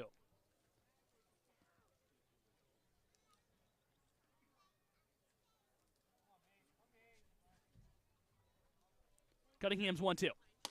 On the outside corner, caught him looking, strike 3. That is an absolute dot on the outer black, and 2 are both gone here on strikes to begin the fourth inning. And really good sequencing after showing him the slider, showing Ruda the slider, just freezes him with a heater on the outer third of the plate. Pounding that strike zone very efficiently, a big bounce back after he struggled with that command in the third inning. Cunningham was cruising, 6 up, 6 down to begin this game, but allowed 4 runs on 3 hits in the third. getting back to form here with 2 strikeouts to begin the 4th. Park takes his swing and rips one foul off the light post here right next to us as we're between the press box and the dugout at Doran Park. The count goes to 0-1 here on the Stanford left fielder. The 0-1. Hit off the end of the bat, sinking fast into left field. It's down for a base hit. Slight plays it on a roll and throws it quickly into second base. That holds Park to a single. But the Stanford outfielders 2 for 2 with 2 hard-hit balls the opposite way. And the Kettleers doing a really good job of elevating the ball with authority, specifically tonight against Cunningham. If you go back to that 3rd inning, every base hit was, again, either a line drive or a ball in the air. So he's picking up a couple strikeouts to start things off, but Park serving that one on a clothesline out to Slayton left. So here is Colby Wilkerson, who hit one really hard, but right at Bryce Eblin, who made a catch on a line drive in the 2nd. First pitch. Up and away, ball 1.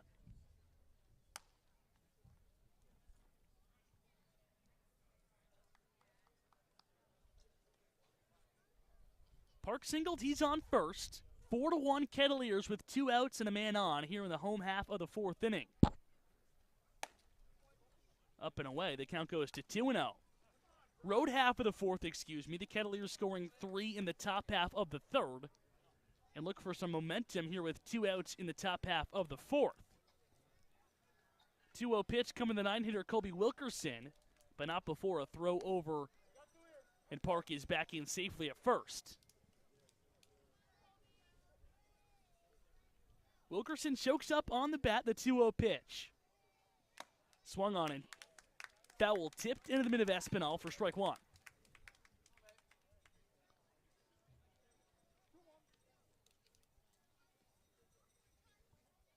Cunningham looking to strike out the side here in the 4th. His 2-1 pitch coming to Wilkerson. Park is going, the pitch is down and away, and in between 1st and 2nd, Park puts the brakes on and scurries back to first base as the count now goes to 3-1 here on the UNC second baseman. And he didn't get a bad jump, just stumbled right there, lost his footing. Luckily for him, was able to get back quickly because Espinal was ready to go and fire back to first. Good hitters count here for Wilkerson, the 3-1. Swung on and fouled back. The count has gone full. So Park will get a head start over at first base. Wilkerson already with 2 doubles and 28 at-bats this season for Kettleers. If he puts another in a gap here, could score Park all the way from first base. The 3-2. Swung on and fouled away down the first base line. And it seems like for Cunningham, his best approach to the left-handers tonight so far has been pitches running away, whether it's that slider on the outside corner, which actually will bite back towards the strike zone, or that fastball and sinker little tandem that runs the opposite direction here. Everything that's been middle third, middle into the plate has been driven right now. So he's going to have to stay away to the left-handed hitting Wilkerson right here. Let's see what he goes to on the second 3-2 pitch of this at-bat.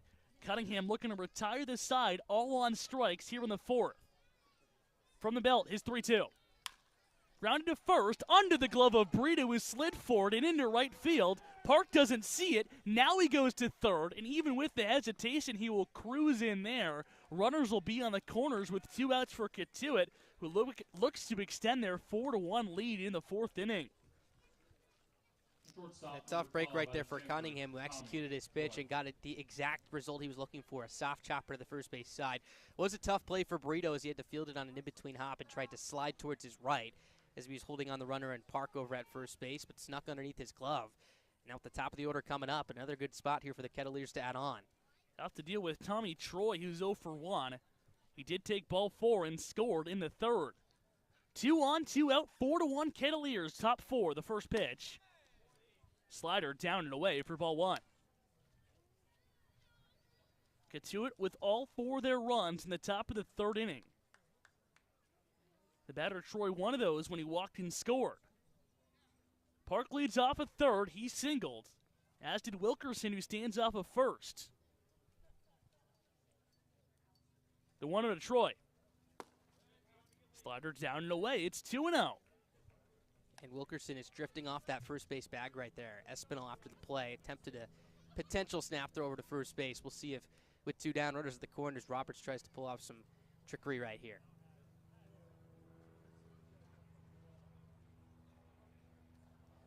Wilkerson not going, and it's in there at the belt to strike on the inside corner.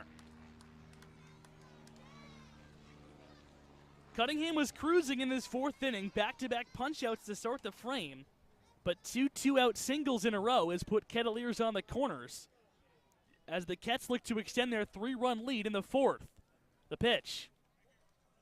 Down and away, it's now a 3-1 count to the very dangerous Tommy Troy, who already has a 6 RBI game to his name against the Braves this season. That came's a couple weeks back when the Braves were at Lowell Park. Runners on the corners, the 3-1. Swung on and hit through the left side, a base hit. Park will score. Into second goes Wilkerson. It is the 3rd straight 2-out single for Kettleers, and it's 5-1 Kettleers.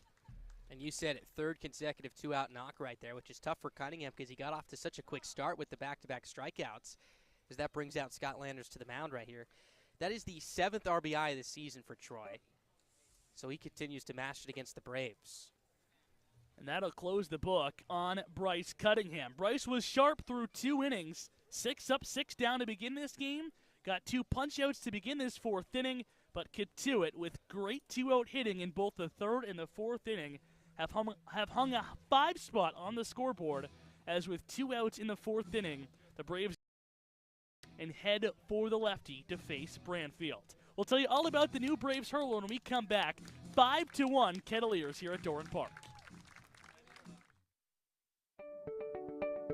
43 of the Braves' 44 regular season games this summer will take place on the Cape, but for the first time ever on July 25th, Polar Park, home of the Worcester Red Sox, will host a Cape Cod League game when the Bravos take on the Wareham Gatemen at 6:45. Gates open at 5:45, and admission is $10 to watch the Braves take on a West Division rival on an even greater stage.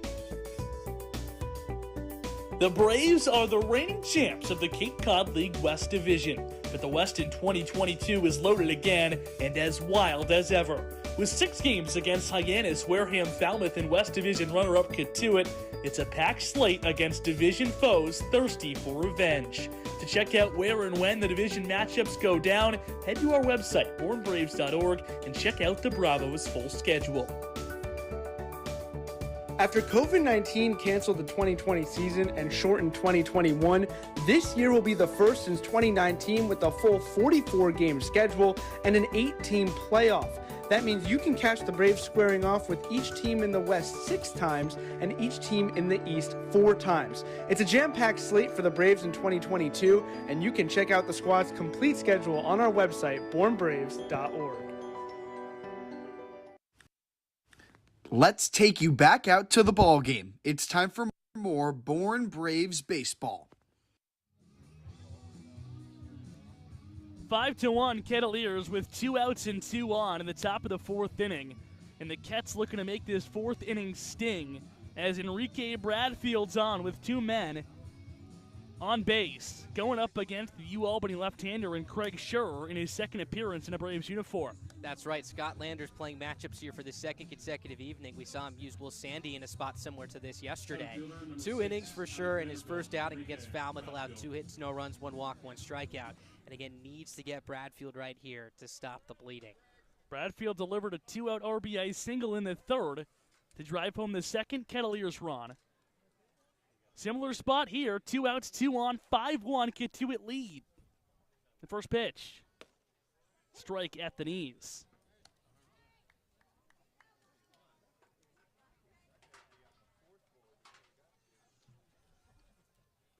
Wilkerson on second. He singled. Troy did the same. He's off of first. The 0-1. Breaking ball in the dirt right at the feet of Espinal. Going down for third is Wilkerson, and he is thrown out. Really good defensive play by Alan Espinal. Retiring Wilkerson, trying to advance an extra 90 feet with 2 outs in the inning. And that will end this 4th frame with Enrique Bradfield holding the bat on his shoulder. Katuitt does get a run here in the fourth, but it could have been a lot more. 5-1 Kets as we move to the home half of the fourth on the Bourne Braves television network. Keep up to speed with the Braves when you're away from Doran Park by visiting our website at bournebraves.org, and be sure to follow us on Twitter and like us on Instagram and Facebook. You'll be kept up to date all year long with the Braves. T-Mobile is proud to sponsor the Cape Cod Baseball League. T-Mobile is committed to serve those who serve, and that's why they go above and beyond for our active duty military and veterans. Visit your neighborhood T-Mobile store or T-Mobile.com to learn more. A night at the ballpark is one of the best ways to spend a summer evening with the family. Doran Park and every field on the Cape, you can bring along the entire crew to experience a free night of fun at the park. Catch the best collegiate summer baseball league with the whole family all summer long, with tickets starting and ending at $0. To find the full Braves schedule, head over to our website, bournebraves.org. Live baseball every night. It's another summer on Cape Cod. 5-1 Kettleers as the Braves hit for the fourth time in an early hole. Katuitt scoring 4 runs in the third, 1 in the fourth, and carry a 4-run lead here in the home half of inning number 4 as the Braves look to continue to try to crack the code that Ben Johnson has presented on the mound to this point. And they got close. They got at least one part of the lock as Matt Shaw hit that hard line drive out to left center field for the RBI triple. Again, a huge play as that came with 2 strikes and 2 outs. Now you're going to send up Brito, Moylan, and Peck. Brito and Moylan have been swinging it really well over the last couple of games here. Need to get something going quick, again, down by 4. Brito punched out with runners on the corners and 2 outs in the first. Looking for revenge here on Ben Johnson in the fourth. From the wind, his first pitch. Fouled away and a breaking ball to the screen for strike 1. Shadows starting to come onto the field here as we play into the 7 o'clock hour. Brito batting in the shade around the batter's circle. The 0-1. Off the hands to third base on the run. Ruda tries to field, but Bobbles is able to recover, though, and still throws out the Braves' first baseman, who's not the fleetest of foot, by a step. A tough play right there. Was charging this aggressively. Thought it was going to be an in-between hop. Instead, just hopped right onto his glove, which was parallel to his heel right there. Scooted out of the webbing of his glove, but was able to recover. Is Brito not a plus runner moving down that first base line? Speaking of the Shadows, Ruda started that play in the shade. Had to make a run in to the sun area of the infield to retire Brito for the first out. So here is Josh Moylan for the second time. And he watches a first pitch fastball miss upstairs for ball 1. Moylan seeing the ball really well as of late. 5 for his last 13, I should say, including a 2-for-3 home run night in the win over Wareham. The 1-0 is up and away. And now a good hitter's count to a dangerous hitter's bat, especially in Josh Moylan against a right-handed pitcher. This guy crushes right-handed pitching and already has burned the Kettleers for a 3-run shot this season.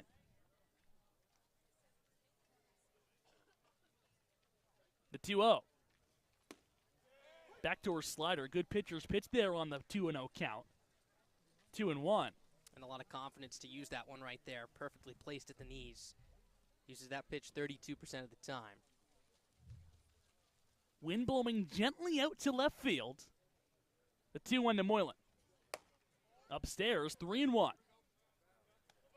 The flag is moving, but you can't really feel that wind on a hot and humid Wednesday night for baseball. Temperatures at 82 degrees at first pitch, now down to 81. Big drop-off, I know, here in the fourth. The 3-1. Down and away, it's ball 4, so the Braves get a base runner here on with 1 out in the fourth inning.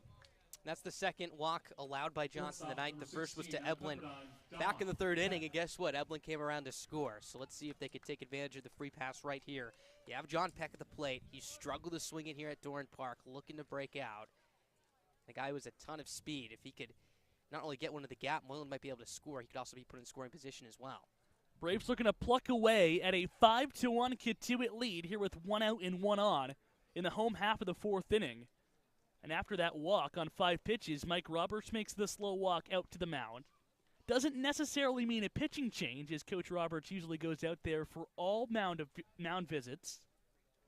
Doesn't look like there's anyone ready to go in the Kituitt bullpen, as there's just one right-hander starting to toss out there. So this is just a meeting on the mound with Ben Johnson, who's been really good up to this point. 3 1/3 innings of work, allowing just a single run on 3 hits.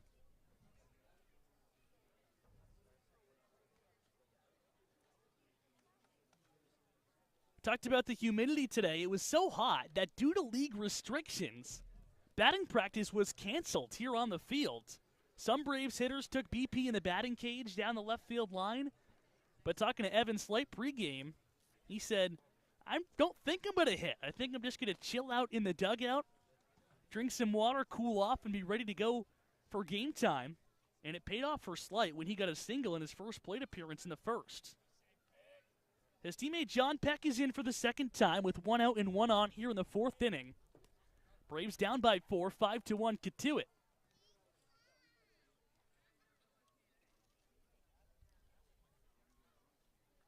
From the bell, Johnson's first pitch. Upstairs, ball 1. So after getting Brito to roll over to third on just 2 pitches to begin this inning, 5 out of Johnson's last 6 tosses have been balls. He walked Moylan, who takes his lead off of first, and the count is 1-0 here on the Braves shortstop, John Peck. The pitch. Swung on and hit right back to the pitcher. This could be 2. Johnson field throws to short for 1, on to first. Not in time, as the speedy Peck was hustling all the way down the first baseline. So the Braves will take that switch in speed, but now 2 are gone as Peck's over at first base here in the 4th inning. Johnson, the pitcher, fielded this in good shape, but he had to wait for the shortstop in Troy to get over to the second base bag to cover, so had to wait just about an extra second or 2, which is the reason why Peck was able to beat that out. Had Troy already been shifting up the middle, they may have had a chance to turn 2 right there. So now Peck, a threat to steal over at first, 7 for 10 in stolen bases this season, takes his lead over there. For the Braves catcher, Alan Espinal, who bats for the second time. The first pitch. Slider outside, ball 1.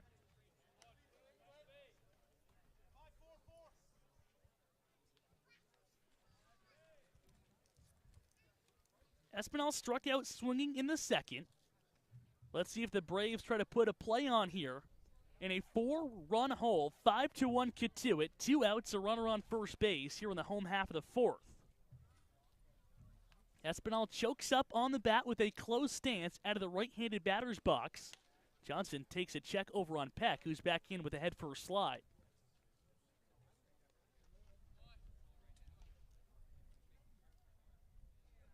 Wind starting to pick up now, and it's blowing out to that left center field power alley for Espinal. The 1-0.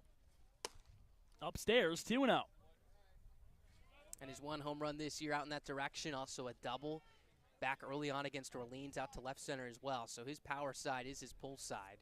If he could catch one up in the jet stream, which we've seen a couple of balls fly in that direction tonight, could get his first home run here at home as a Brave. And even if he doesn't put it over the fence, with Peck's speed, the ball in the gap more than likely scores the Braves' second run of the contest.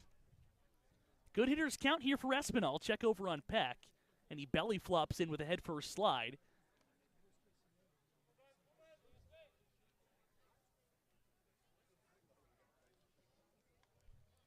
Five to 1 Kituitt here in the 4th inning. 2 outs, a 2-0 count here to Espinal with the runner on first. Here it is. Up and away, it's 3-0. And Espinal, a guy that Johnson does not want to walk here. We mentioned his stats earlier, 4 for 38 now in the season. It's been a struggle for him. And you have Enos on deck, the 9-hole hitter, who's swung it well early on here, so Johnson could have to command the zone here. Do not want to lose the light-hitting catcher, the 3-0.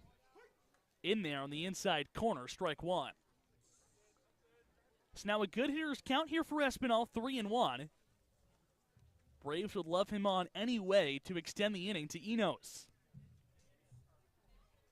Peck leads off of first.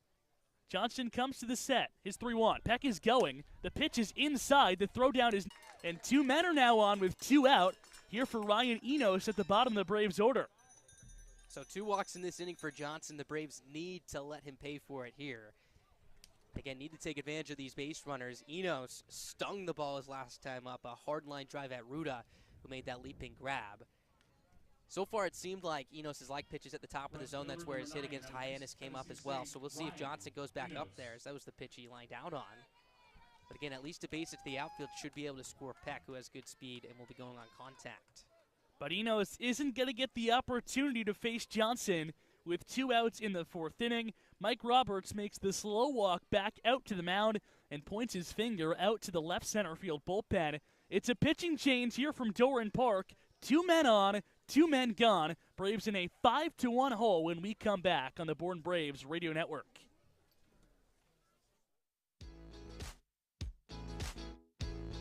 The Born Braves will be holding youth clinics this summer. They're for boys and girls ages 5 to 12, plus we'll offer 1 week of clinics for ages 12 to 15. For more information, visit the 50/50 table near the concession stand or visit our website at bornbraves.org. Win or lose, there's always a Brave that sticks out on the field. Head over to our YouTube channel by searching the Born Braves, or head to @BornBraves on Twitter and catch the post-game interview every night with a player of the game on game night with me, Ethan Frank. And as always, you have a say on who gets to chat with me. Tweet at us @BornBraves and use the hashtag Player of the Game to submit your pick for the POG. The stars of the Born Braves can't perform well with an empty. Can the best fans in the Cape Cod League? Hungry at Doran Park? Visit our concession stand down the third baseline, serving your favorite ballpark classics, including hot dogs, hamburgers, popcorn, cold drinks, and more. The concession stand at Doran Park is the place to go, because the only thing better than watching the Braves live is watching the Braves live with a hot dog in your hand. Want to look like a Bravo? Well, there is one place where you can find the official gear of the Born Braves, and that is at the Born Braves Pro Shop. Open during every home game and located on the ground level of the press box, you can find Braves hoodies, t-shirts, hats, and more, all in just one place. Wear the same gear as the players and rep the Braves wherever you go. Visit the Braves Pro Shop today and let the rest of the Cape know you're repping the Bravos. Make sure to follow the Braves on Twitter @BornBraves for all of your favorite Bravos content. From in-game score updates to player interviews and so much more, the Braves on Twitter is the place to go for the most up-to-date information on the Bravos. Make sure to follow us today @BornBraves.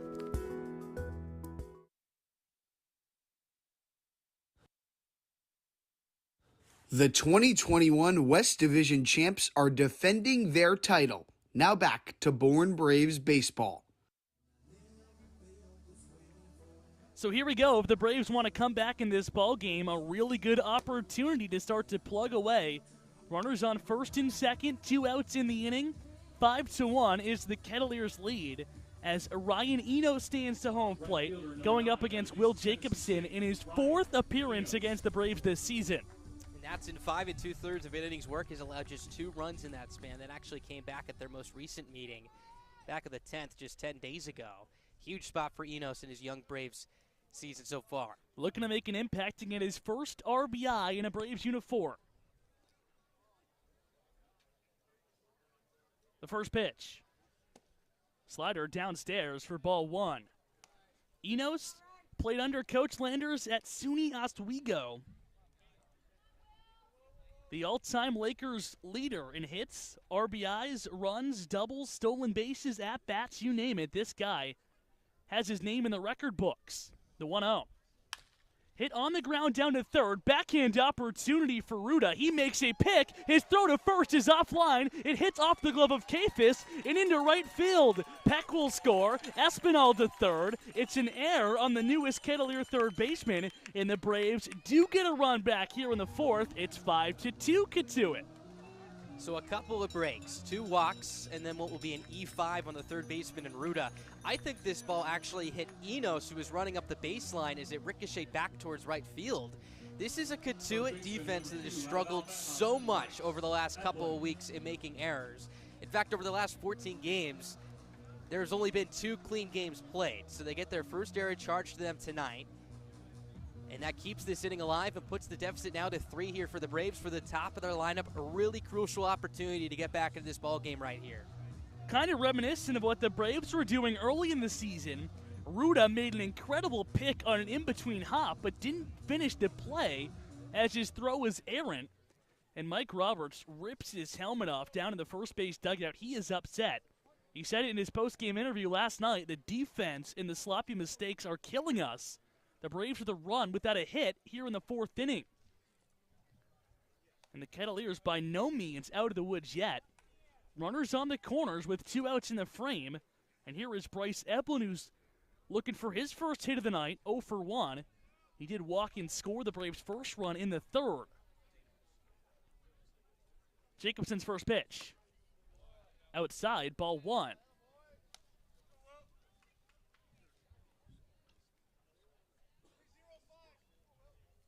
Espinal walked. He's on 3rd. Enos reached on that E5. He leads off of 1st. Enos a threat to steal. Like I mentioned, the SUNY Oswego all-time leader in stolen bases. So let's see if he'll be in motion with 2 outs here in the inning. The 1-0, he's not going. And it's inside, 2-0. Braves would love to get Mac Horvath to home plate in this inning. Representing the go-ahead run. Still early, but against a Kettleers team that scores a bunch of runs. Braves would love to chip away sooner rather than later. They've done so with the run here in the 4th to cut the Kets lead to 5-2. Still with 2 men on, the 2-0. Fouled away over the Braves dugout 3rd base side. And good news for the Braves, offensively speaking, is their ability to execute with 2 outs. Shaw with 2 strikes on him and 2 away, triple to left center to pick up the base hit. Enos making things happening with 2 down here in the 4th, and a chance for Eblin to do the same. A complete switch from what we saw in the first month of the season for the Braves. Were struggling to even buy a hit with runners in scoring position. Runners on the corners, 2 outs here in the 4th, 5-2 Katuitt. The 2-1 to Eblin. Slider in the back door, a really good pitcher's pitch there on 2-1. And the count evens at 2 here to Eblin. Horvath waits on deck. The Braves looking to prevent stranding their 3rd runner in scoring position tonight in just the 4th inning.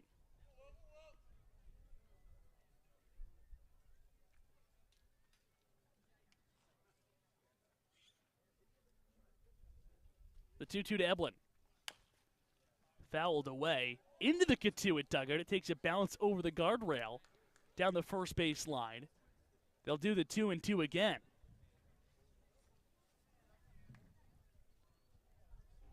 Jacobson has pitched in now 4 of the 5 matchups between the Braves and the Kettleers. Trying to limit the damage to just a single run. It is unearned on the starter Johnson here in the 4th inning. He comes set at the chest. His 2-2. Hit right at the second baseman in Wilkerson. He corrals it and makes the easy flip to first to retire the side in the 4th inning. Braves get a run, but once again, they feel like they've left meat on the bone. 5-2 Katuitt as we're through 4 here at Doran Park.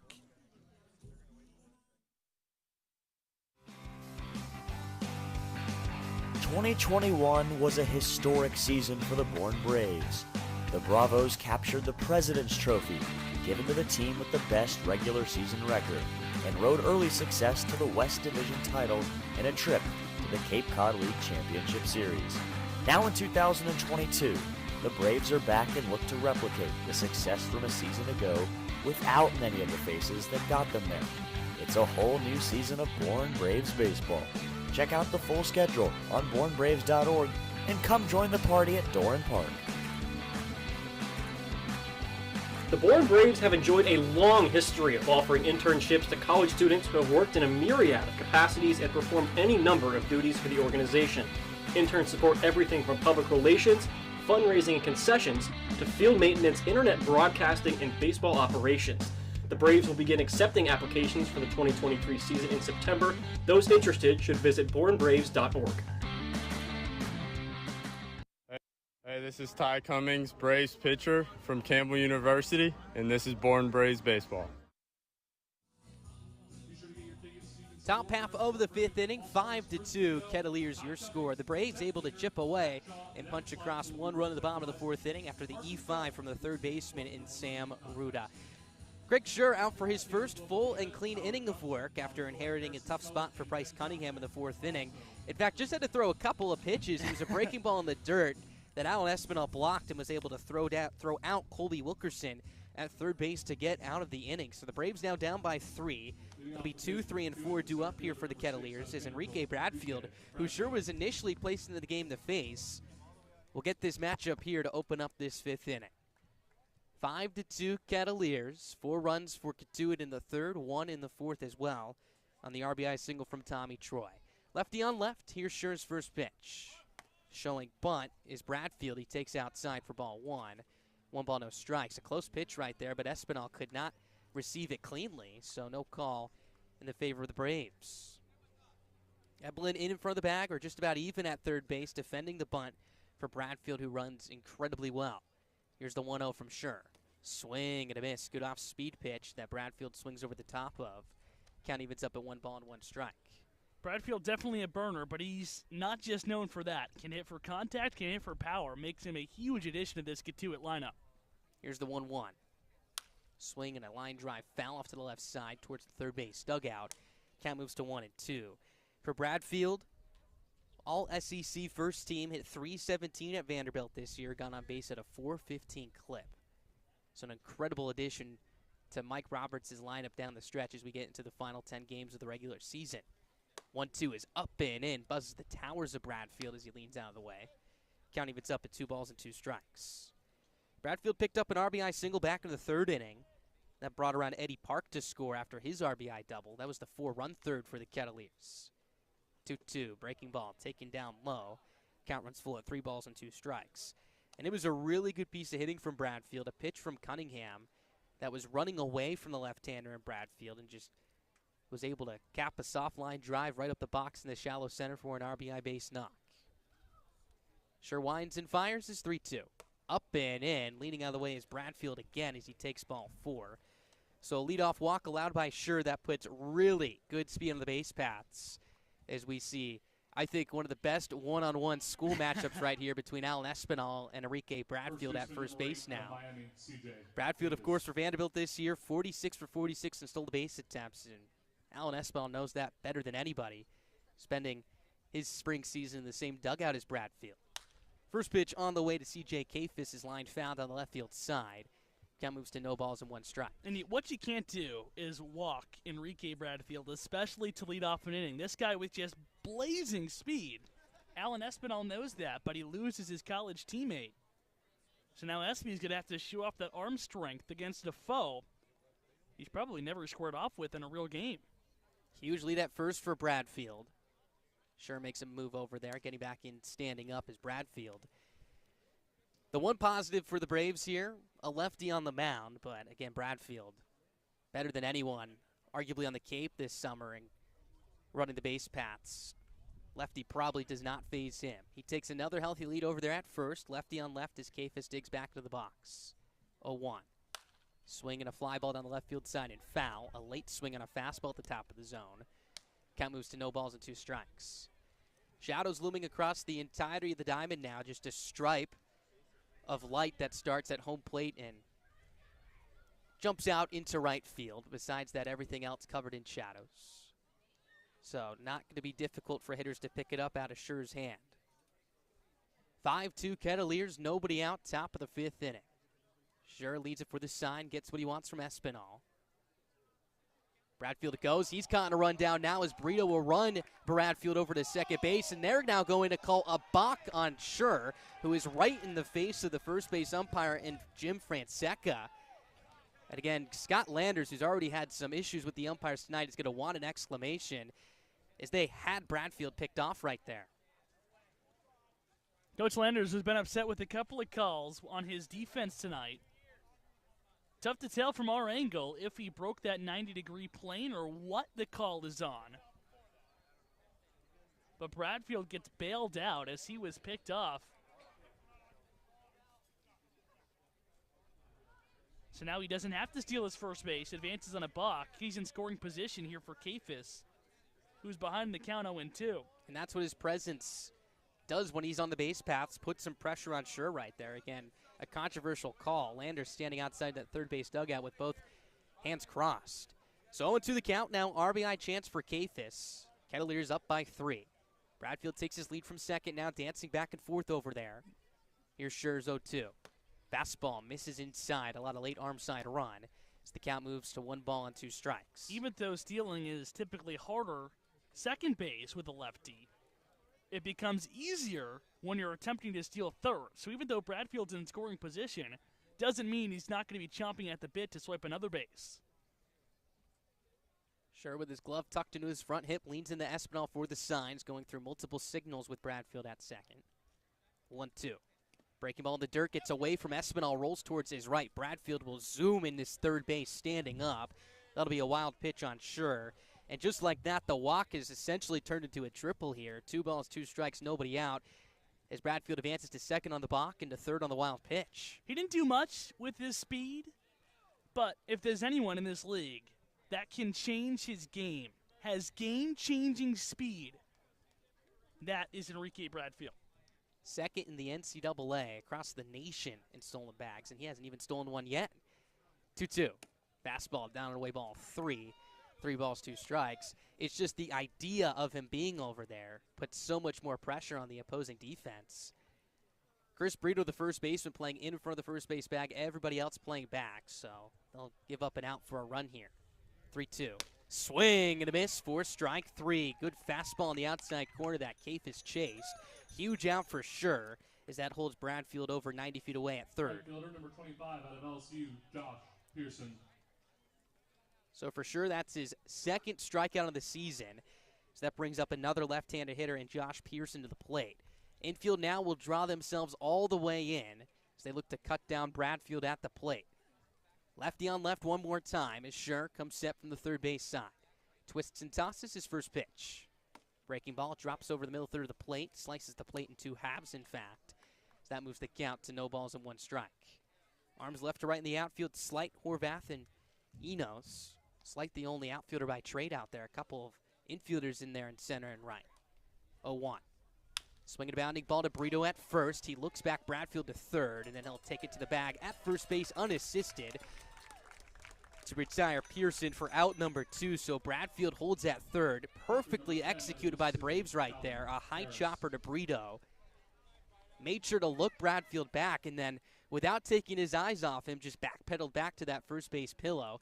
So 2 away now. The Braves will get to play with their infield back. So that brings up Calvin Harris, another left-handed hitter. Really big play there by Brito. The cat's not with the contact play on. First pitch, breaking ball, strike on the outside corner, perfect spot. 0-1, and it would have been a mighty close play had they ran with the contact play. But it was right into Brito's kitchen, a candy hop right towards his chest. Here's the 0-1. Breaking ball, another good one. This one crosses the knees. Scher climbs ahead big time at 0-2 strikes. The Braves' offense is going to come in this game. It's just how soon will it come and what hole will they be in when it does come. So keeping Bradfield at third is really big. 0-2. Swinging a line drive foul off to the third base side. Count stays at 0-2 strikes. Bradfield sprinting back and forth off of that third base bag as Scher, the left-hander, comes set. Now Scher can't really see him. He is going from the windup, so may have him in peripheral vision, but for the most part, that back facing him. He's ahead big time, 0-2. Here's the pitch. Swing and a miss for strike 3. Craig Scher, after giving up the leadoff walk, is able to strand the speedy Enrique Bradfield at third base with what was once nobody out becomes 3, as that sets us halfway through this one here at Doran Park, 5-2. Kettleers your score. With that, let's send things down to the sideline for Ethan Frank, who's going to give us some of the scores around the league. Time for Around the Cape with Ethan Frank. Go around the Cape. An early start today in Hartford at Dunkin' Donuts Park. The first of, I don't even know what you would call it, maybe a little stadium series going on around the Cape. Obviously, the Braves and the Gatemen playing in Worcester at Puller Park. That game at Dunkin' Donuts Park this morning between YD and Hyannis and the Harbor Hawks all over the Red Sox, 9-3, their final in Hartford, Connecticut. Out east, it's the Whitecaps and the The Firebirds going at it. Top of the 8th inning. Brewster leads Orleans 7 blowout out east. And it's a homecoming of sorts out in Wareham. Joe lives out in Wareham. It's 4-0 Anglers in the bottom of the 5th inning. And finally, Harwich and Falmouth going at it. That game, the Mariners lead 3-2 in the top of the 4th inning. Falmouth looks to stay ahead of Wareham in the right now. They're currently 4th in the West. So Hyannis took down YD 9-3 in Hartford. Brewster leads Orleans 7-0 top 8 out at Stony Brook Field. Chatham looking to keep their winning ways going, up 4-0 bottom 5 at Wareham, and Harwich up 3-2 early against Max. Back up to you. Thank you so much for that, Ethan. Fantastic work as always. Bottom of the 5th inning coming up, 5-2 Kettleers your score here. A little bit of a slow developing game so far today. A lot of offense, a lot of traffic on the base paths. And the Braves have had a couple of opportunities in this game and have only been able to push across 2. Couple of big scores around the league that Ethan was sharing with us. The big one, if you're a fan of either the Braves or the Kettleers, is that the Harbor Hawks beat the Red Sox 9-3, giving them some more ground on the Kettleers in their lead for the Western Division. So Matt Corvath will lead things off here against Will Jacobson. Jacobson was able to limit the damage to 1 after Enos drove in Josh Moylan, reaching on the E5 from the third baseman in Ruda. Righty on right, first pitch to Horvath is a fastball that misses just a little bit low. 1 ball, no strikes to count. Another big one, Falmouth trailing 3-2. So if Wareham can come back and win their ball game, Falmouth can gain, or they could gain ground on Falmouth for that 4th playoff spot. 1-0, swing and a miss. Horvath out in front of a breaking ball. Count moves to 1 ball and 1 strike. Horvath has stung the ball twice today. He's 1 for 2 in total. Singled in the first, and then lined out hard to the center fielder in Bradfield back in the 3rd inning as well. 2, 3, and 4 due up here against the righty and Jacobson. 1-1 is a bender that misses outside. 2-1 the count. So Jacobson, in his 4th appearance against the Braves this year, was very clean through his first 2 times through. That was a combined 3 2/3 of an inning's work, allowed just 1 hit and no runs. Here's his 2-1. Swinging a soft ground ball up the middle, nicks off the glove of Jacobson, rolls to the third baseman Ruda, who picks it up with his bare hand, but the pick on the back end by Kafis is not made cleanly. So safe at first is Horvath. They'll likely rule that an infield single, as the Braves get a leadoff base runner here to open up this bottom of the 5th inning. Cardinal rule there from a pitcher. Ground ball up the middle.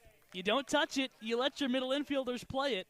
That time, though, he tried to go with the quick reflexes back to the mound, hit off his glove, and rolled to no man's land to the left side of the infield. So now the Braves look to cook something up here on the now the 5th inning. So hit or not, Horvath continues to reach base here at an efficient pace. He's reached base twice tonight now. There's a check over to first base. Horvath will get back in safely. For Jacobson, his 3rd outing of the year against the Braves came back on the 10th, allowed 2 runs through 2 innings here at Doran Park. One of the men who got to him was the man at the plate right now, Matt Shaw. First pitch, fastball for a strike, pumps across the outside corner. 0-1 the count. So the Braves have seen this right-hander before, and it seems like they've had an easier time picking up the ball out of his right hand. Horvath picking up the hit to lead off the inning. Shaw's 1 for 2 tonight, picked up an RBI triple back in the 3rd inning as well. 0-1. There goes Horvath, pitching the way. Is tapped on the ground to short, fielded on a high hop by Troy. Sets his feet, throw over to first base is just in time. His throw almost pulled off the first baseman and Kafis on the bag, but was able to transition his front foot to the back foot to keep his foot on the pillow for out number 1. So a 6-3 put out. Horvath advances to second on the play, as that sets up a run-scoring opportunity for Evan Slight. Out of the hand, that one seemed really high, but with the big frame of Kafis over there at first base, he was able to make the catch, and with some fancy footwork, like you alluded to, able to get out Shaw. So now can Evan Slight come through? The Braves looking to plug away once again. Runs in each of the past 2 innings. Can they close the gap to 2? Slight is 1 for 2 tonight. Singled on a hard line drive to left in the first. That was with Horvath at second, but it was hit too hard to score. The Braves center fielder. First pitch. Fastball misses outside ball 1. 1 ball, no strikes. So far this season, Slight hitting .353. with runners on base, and that got a little bit of a boost after his single back in the first inning as well.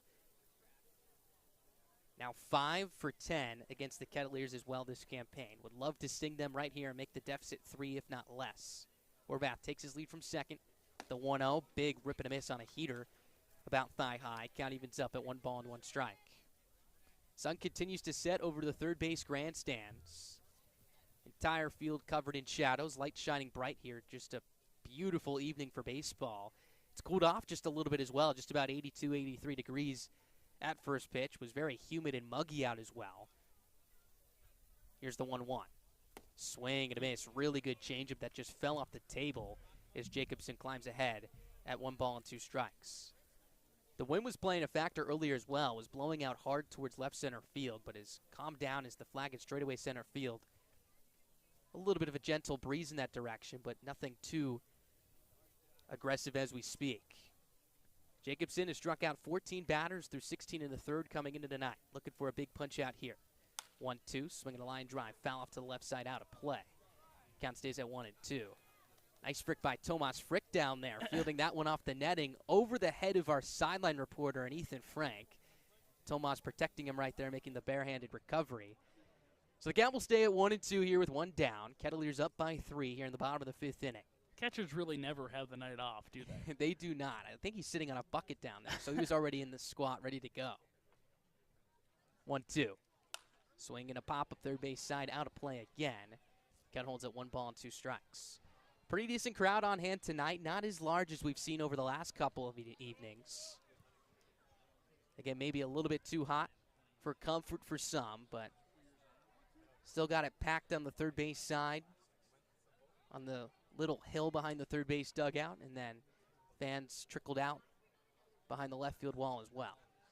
1-2 the count here with 1 down, 5-2 Kettleers your score. Pitch outside with a changeup. Slight takes it this time. So the count evens up at 2 balls and 2 strikes. Obviously, you'd love a hit here, but number 1 priority is put the ball in play. Number 2 priority is, at the minimum, make this a productive out. And even with 2 outs, getting Horvath to third base is a big deal with the arms that Kettleers have in the outfield. Chris Brito on deck as well. Here's the 2-2.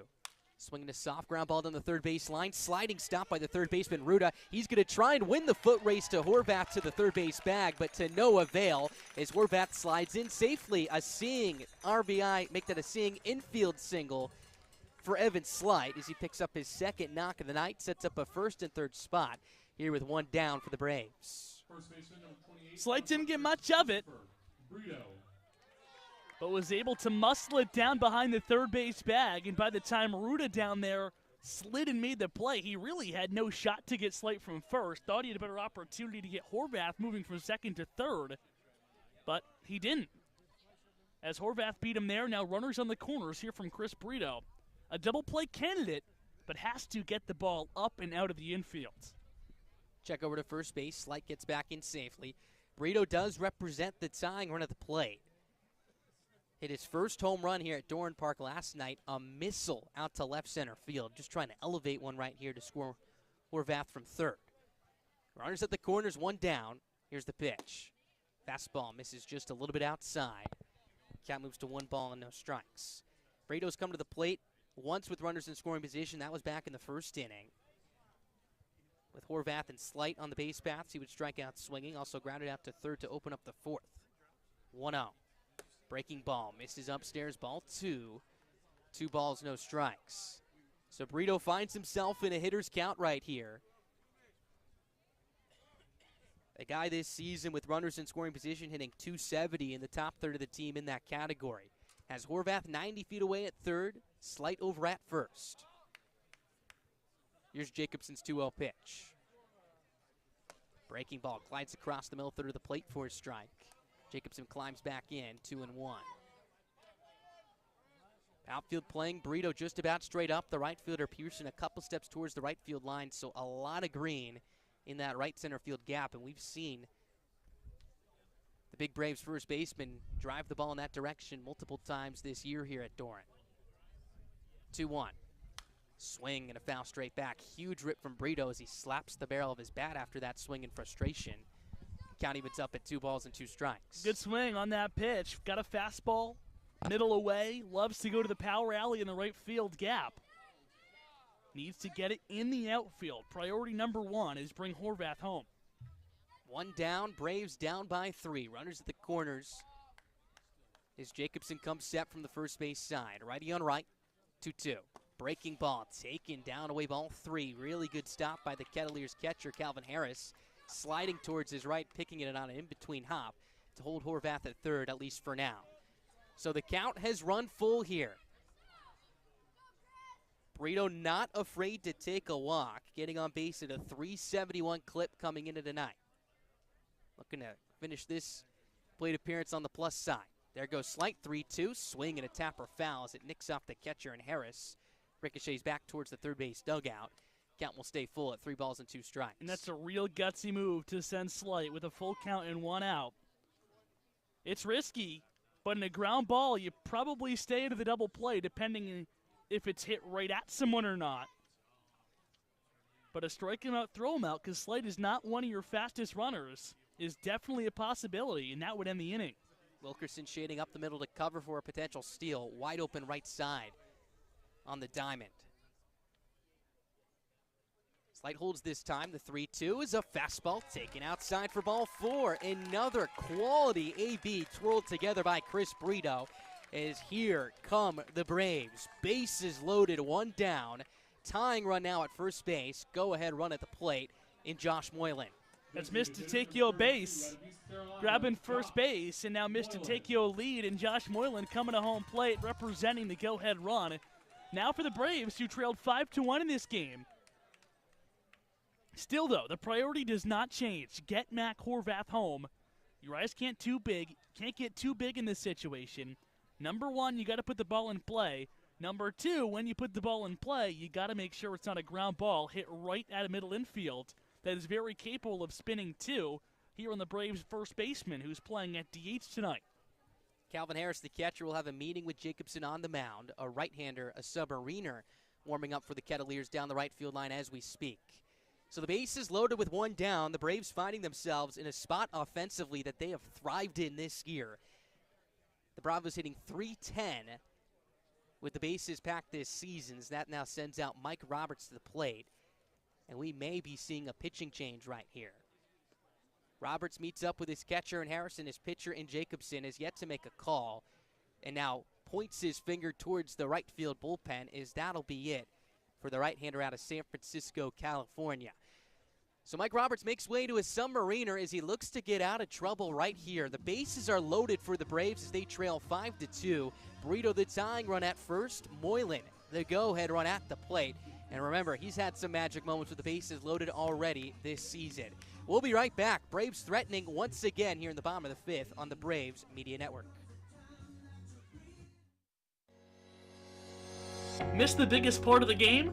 Don't worry, the Bravos have you covered. Catch the call of the game on the Braves Twitter @BoardBraves to hear the night's biggest moment. From big-time strikeouts to crazy web gems, game-winning home runs, and more, whether you hear it for the first time or you just want to relive the magic, the call of the game will bring back the best moment from the night that was.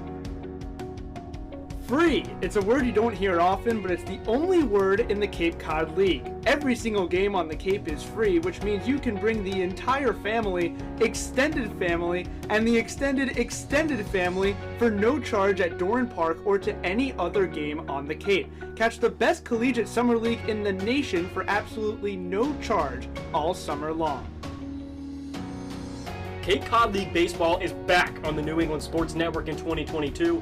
NESN will feature 5 Cape League games on its airwaves this season, the first of which comes on June 30th when the Braves take on the Falmouth Commodores, and then the NESN crew comes to Doran Park on July 21st when the Braves host the Wareham Gatemen. All Cape League games on NESN start at 7, and the station will also feature the league's All-Star Game.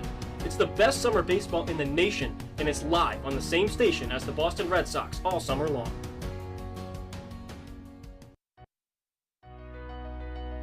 BourneBraves.org, the official website of the Bourne Braves, is your one-stop shop for everything Bravos.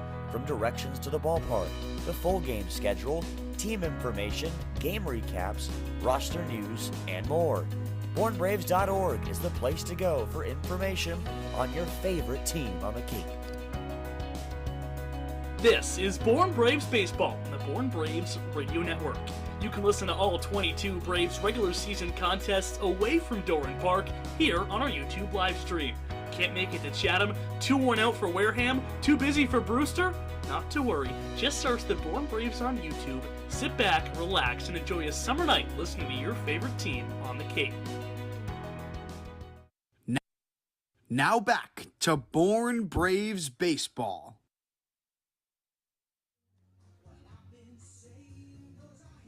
Bottom half of the fifth inning, one down, bases loaded, Braves down by 3. Mike Roberts going to the bullpen, the true submariner, and Cam Shelke coming in trying to get his Kettleers out of trouble. Real big spot here, bases loaded, 1 out in this ball game.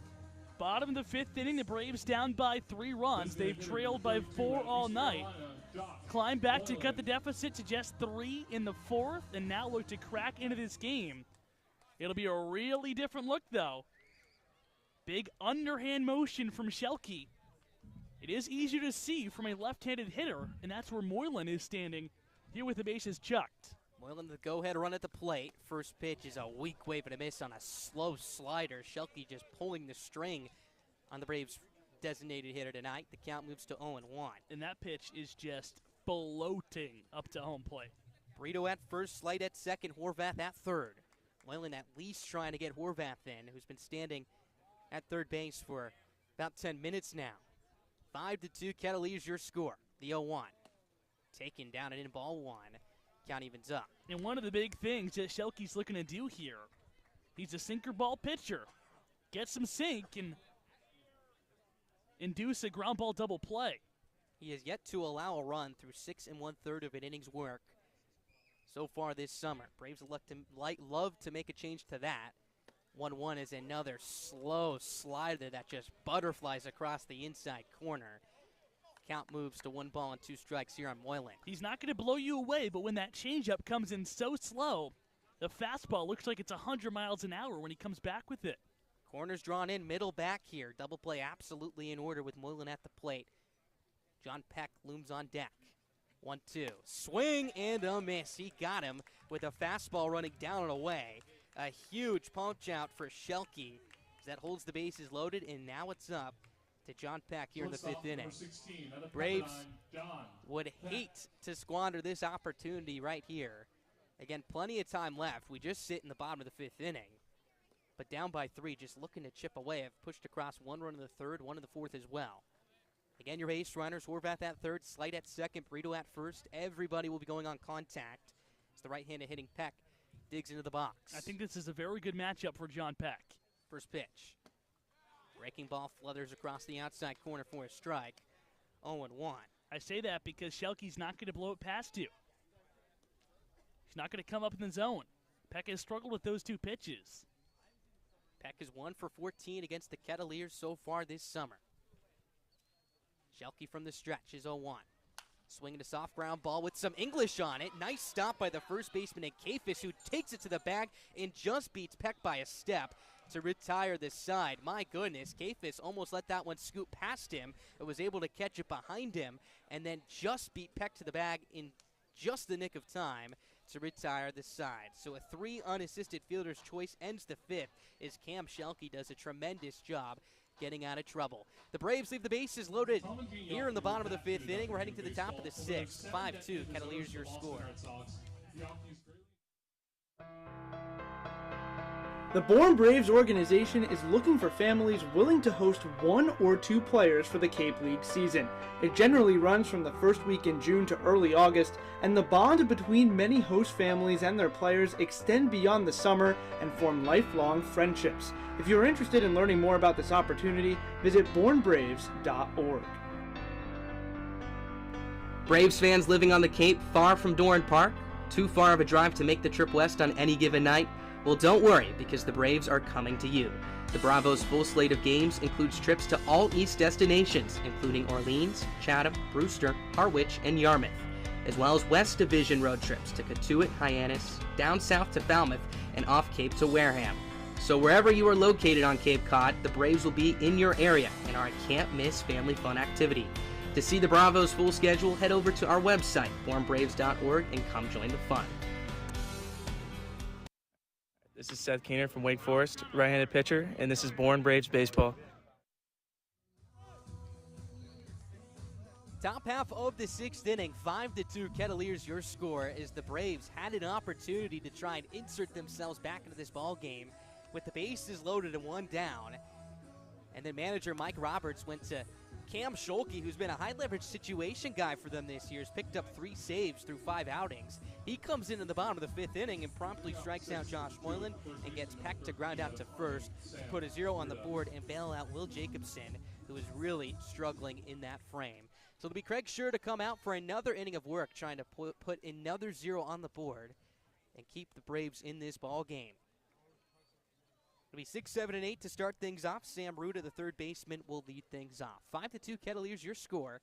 Here's Scher's first pitch. It's a fastball for a strike on the outside corner. 0-1 the count. Scher was able to get through a clean 5th inning where he walked the leadoff batter in Bradfield and did his best impression of what Scholke put together in the last frame. 0-1 pitch is taken down low for ball 1. 1 ball and 1 strike. For sure, walked Bradfield, who advanced to second on a controversial balk call, and then to third on the next pitch on a wild pitch to the backstop. 1-1 is a breaking ball fouled straight back. Count moves to 1 ball and 2 strikes.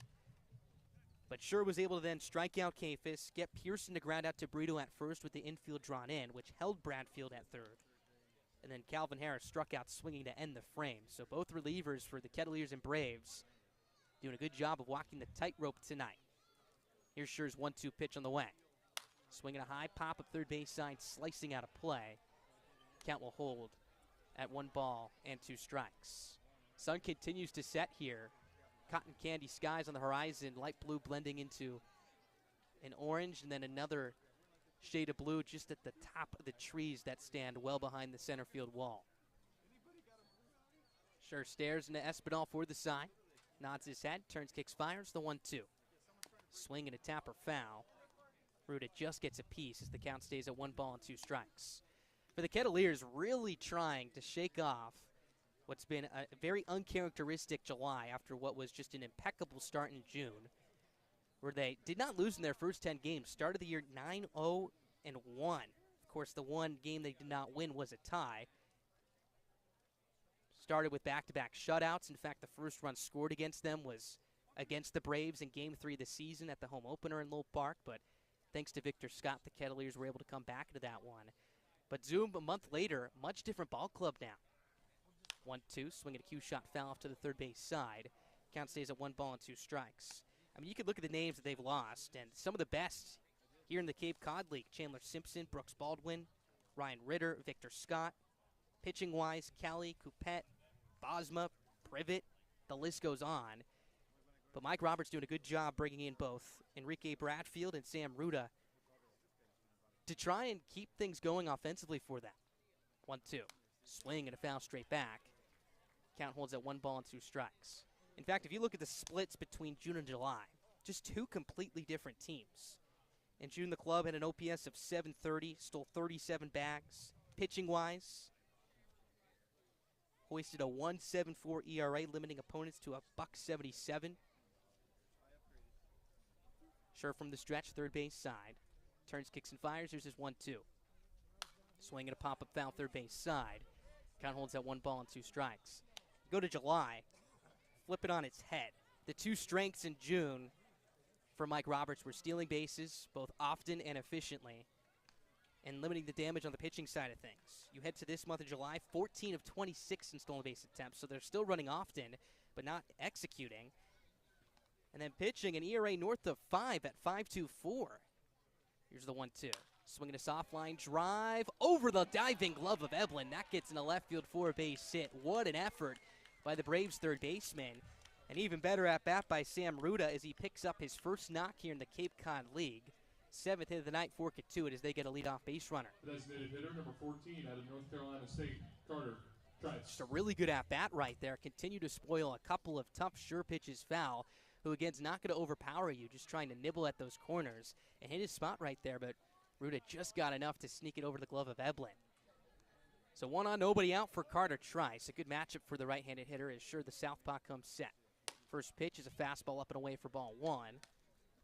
1 ball, no strikes. Versus the Braves this year, Kettleers having good numbers as well. 34 for 135, hitting at a 252 clip. An OPS of 752, so they've seen it well. 15 to 19 stolen base attempts on top of that. Sure from the stretch is 1-0.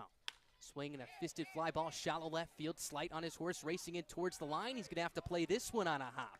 Gets it back into the shortstop and Peck quite quickly, but Ruda will scamper into second base standing up.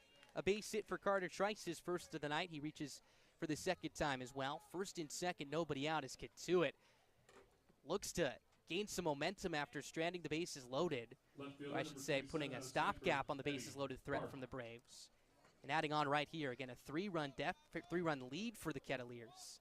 Does not seem like much, especially after the late inning heroics we've seen from the Braves over the last couple of weeks. So here comes Eddie Park to the plate. He's had a good night. He's 2 for 2. Lefty on left again. Sure from the stretch, he fires his first pitch. Park shows bunt, hits it hard down the third base line. Eblin fields it on the run, throws in the same motion to first base. Applying the tag is Brito as he hops off the bag. That'll retire Park. A 5-3 put out on the sacrifice bunt from Park. To third on the play goes Ruda. Trice to second and third with one down for Colby Wilkerson, the 9-hole hitter. North Carolina, Colby Wilkerson. And Park got a lot on this bunt right here. A pitch that was inside, almost looked like a push bunt, as Eblin was initially trying to let it roll foul, but then saw how hard it came out to him. He was going to have to make a play on it. His throw faded a little bit on him, but Brito was able to apply the tag. Infield drawn in now with one down for Wilkerson, a right-handed hitter. Here's the first pitch from Scher. Wilkerson shows bunt, gets it back towards the mound. Scher picks it up, will look back to the plate, and instead toss to first. Brito was off the bag, applies the tag for the out, but racing around third and coming around the score is Trice. 2 runs in on the play, in which Mike Roberts executes the squeeze play to perfection. 7-2, Kettleers your score. A tricky play for Craig Scher, the pitcher. Again, this was bunted right back to him. Gave Sam Ruda a look, who was coming to the plate on contact. Decided to spin around and throw to first, but it pulled Brito well off the bag. Brito was then able to twist and apply the tag on Wilkerson for the out. But on the play, Trice was running with his head up, came around from third, starting at second, of course, and scored to make it a 7-2 lead. So 2 down now, base is empty. Here's Tommy Troy, the top of the order, and he swings and drives this one towards the alley, right center field. Raging towards his right is Enos. He's there to make the catch head high, as that will retire the side. However, the Kettles able to play some small ball here in the top of the 6th inning. A couple of bunts produce 2 runs to extend their advantage to 5. Bottom of the 6th coming up here on the Braves Media Network. Braves looking to get back to work. 8-9-1 will be due up as Alan Espinal leads things off when we return. 50-50 raffle. Tonight's prize. You know what Pete Alonso, Kevin Youkilis, and Lou Merloni all have in common? Go ahead, take a guess. Yeah, that's right. They're all former Bourne Braves. The list of famous Bravo alumni is lengthy and it's growing fast. Take 2021 Major League Baseball first overall pick, Henry Davis, for example. He was on the Cape just 3 summers ago, back in 2019. So make sure you don't miss out on watching the future stars of tomorrow today. Admission to all games at Doran Park and around the Cape Cod League is free. For the full Braves schedule, head to the Bravos team website, bournebraves.org. Did you know it takes $150,000 to field the Braves every summer? We are a non-profit, all-volunteer organization that relies solely on the donations of private citizens and local businesses. The Bourne Braves are a 501c organization, and all donations are tax deductible. You can donate today online at bournebraves.org. This is Anthony Arguez, right-handed pitcher, and this is Bourne Braves baseball. Last of the 6th inning, the Kettleers continue to play aggressive baseball tonight. 2 runs across in the top of the 6th. On the squeeze play that brought in both Ruda and Trice in a 2nd and 3rd spot to give the Kettleers a 5-run lead. So the Braves have some work to do here, now down to their final 12 outs. It'll be 8-9-1, due up against Cam Schulke, out for his first full inning of work. And my goodness, did he pull off some magic against the Braves the last inning. First pitch to Espinal is a breaking ball up and away for ball 1. 1 ball, no strikes to count. With the bases loaded and 1 down, Schulke was able to strike out Moylan and then get Peck to ground out to first to get out of the inning without allowing a run. Here's his 1-0. Breaking ball, floats across the outside corner. Count evens up at 1 ball and 1 strike. And if there is a prime example of pulling the string in baseball, I think Cam Schulke's your guy. That slider is as slow as it gets. So the 1-1 is a fastball down in ball 2. 2 balls, 1 strike. And with that submarine arm slide, he's not going to overpower you with that heater, but it looks that much faster after you're seeing that breaking ball flutter across the plate, really messing with timing so far. Here's the 2-1 Espinal. Fastball for a strike in the outside corner. Count evens up. On top of that, with that arm slot, that heater is going to run inside and have a lot of sink on it, which runs opposite of that slider. So not only is he messing with timing, but with the direction of the pitches as well. 2-2, slider down and away. Really good take from Espinal. Count runs full at 3 balls and 2 strikes. Now, the one thing you got to be careful with is if any of these Braves hitters are ready for that slider and on time. Already a lot of backspin applied to that breaking ball. It could fly. 3-2, weak wave and a miss for strike 3 as Espinal goes after a frisbee right there to no avail as that one was running back towards the first base dugout. Second strikeout of the night already for Schulke. 1 up, 1 down here in the 6th inning. So here comes Ryan Enos to the plate, the D3 star, in his second start with the Braves here this summer. He's 0 for 2 tonight, lined out to third and reached via the E5 back in the 4th inning. That brought around Josh Moylan the score. First pitch, he shows bunt, pulls back all the way to the backstop. The pitch goes for ball 1. 1 ball, no strikes. And we mentioned the struggles for the Kettleers defensively this year, and it's mostly been over the last couple of weeks. Remember, the Braves were sitting in second in the standings behind Falmouth for the most errors in the league for quite some time. The Kettleers now passing the Braves at 43. Entering tonight, the Braves have 38. Schulke from the stretch, here's his 1-0. Sliders swinging a foul straight back. Count evens up at 1 ball and 1 strike. The Kettleers, now in their last 14 games, have had just 2 contests where they have not committed an error. In fact, in that span, have had multiple where they've struggled with making 3 or more as Eno shows bunt, drags it down the third base line, well foul. Count moves to 1 ball and 2 strikes here. And that was one of the biggest bugaboos last night. They were able to jump out to a 3-1 lead against Hyannis through 1.5 innings, but then allowed 4 in the bottom half of that frame, and that all started with an E5 to open up that inning. Hyannis was able to take advantage of it and ran away, winning that one 8-3 to take full possession of first place. Enos digs back to the box, the 1-2. Slider, spoiled foul off to the first base side. Schulke tried to bite the front door right there as the count holds at 1 ball and 2 strikes. So to put it simple for you, in the last 13 games, not including tonight, the Kettleers have committed 24 errors. That's just under 2 per game. So the Braves would love to take advantage of that here. Already 1 on the night for Katuitt. 1-2 from Schulke. Breaking ball taken up and away. Enos doing a really good job of commanding the strike zone right here as the count stays, or I should say jumps, to 2 balls and 2 strikes. Enos, an all-time season at SUNY Oswego this year, hit .451, an OPS of 1.103. Here's the 2-2. Taken down low with a breaking ball. Really good job by Enos to spin on that one as the count runs full at 3 balls and 2 strikes. Was talking to a friend who has worked with the Utica Blue Sox for quite some time, and he said that Enos is just an absolute legend for the Blue Sox of the PGCBL. The 3-2 is swung and it popped up third base side. Ruda taking a couple steps back. He'll make way to the shortstop in Troy, who camps underneath it on the outfield grass to make the catch for out number 2. He said that Enos likely will get his number retired by the Blue Sox at one point. And if his numbers are anywhere near the vicinity of where they were at with SUNY Oswego, that's an easy decision right there. And Scott Landerts would love to see his former player, of course, the two work together at SUNY Oswego, come up with some big hits here down the stretch for the Braves. So 2 up, 2 down for Schulke. He's retired all 4 of the batters he's faced tonight. So that brings up Bryce Eblin. Eblin 0 for 2, walked back in the 3rd inning, would come around to score on the RBI triple off the bat of Matt Shaw. First pitch from Schulke is a late swing and a miss on a heater for strike 1. No balls, 1 strike to count. Eblin was robbed of a base hit in the 1st inning after Enrique Bradfield made his presence known with a diving catch, levitating towards the infield to take away a bloop single from Eblin.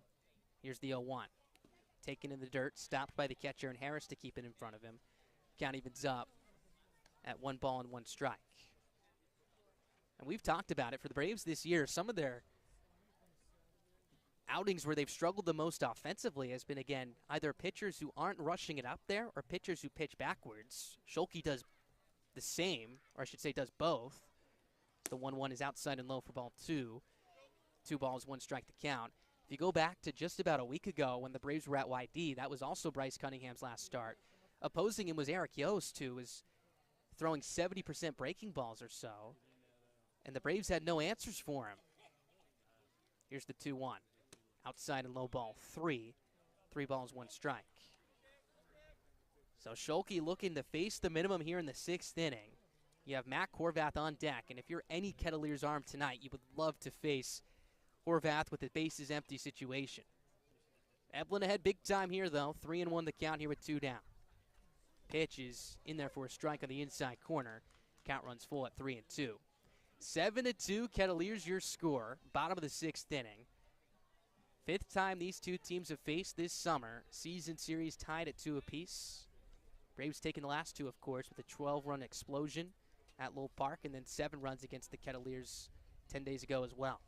3-2 is swung on and driven out to right field fairly deep. Pierson takes a couple steps back towards his left. He's there to make the catch head high, as that will retire the side. Cam Schulke, fantastic work. Faces the minimum here in the bottom of the 6th inning. Has retired all 5 of the batters he's faced tonight. Top of the 7th coming up. All Katuitt this evening as they lead it 7-2 here on the Braves Media Network. 43 of the Braves' 44 regular season games this summer will take place on the Cape, but for the first time ever on July 25th, Polar Park, home of the Worcester Red Sox, will host a Cape Cod League game when the Bravos take on the Wareham Gatemen at 6:45. Gates open at 5:45, and admission is $10 to watch the Braves take on a West Division rival on an even greater stage.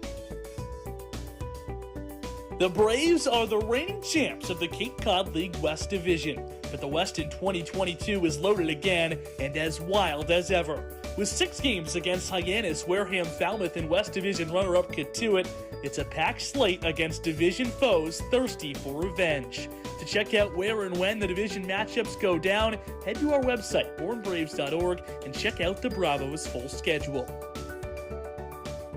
After COVID-19 canceled the 2020 season and shortened 2021, this year will be the first since 2019 with a full 44-game schedule and an 8-team playoff. That means you can catch the Braves squaring off with each team in the West 6 times and each team in the East 4 times. It's a jam-packed slate for the Braves in 2022, and you can check out the squad's complete schedule on our website, bornbraves.org. This is Nigel Belgrave, pitcher from the University of Maryland. This is Born Braves Baseball.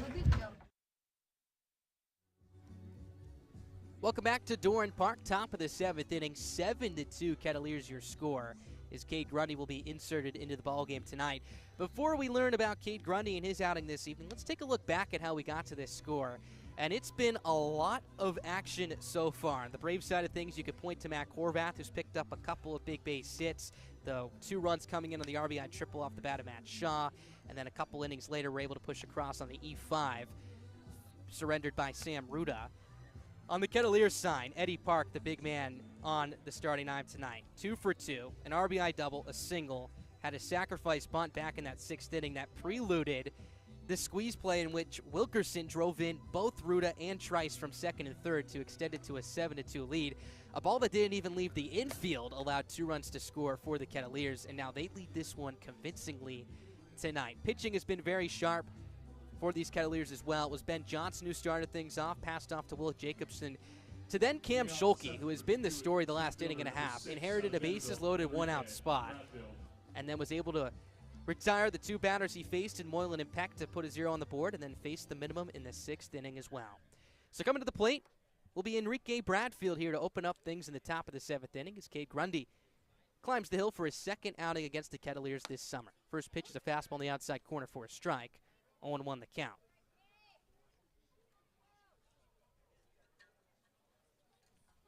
Bradfield 1 hit tonight. That was an RBI single in the 3rd. 0-1 is upstairs with a breaking ball.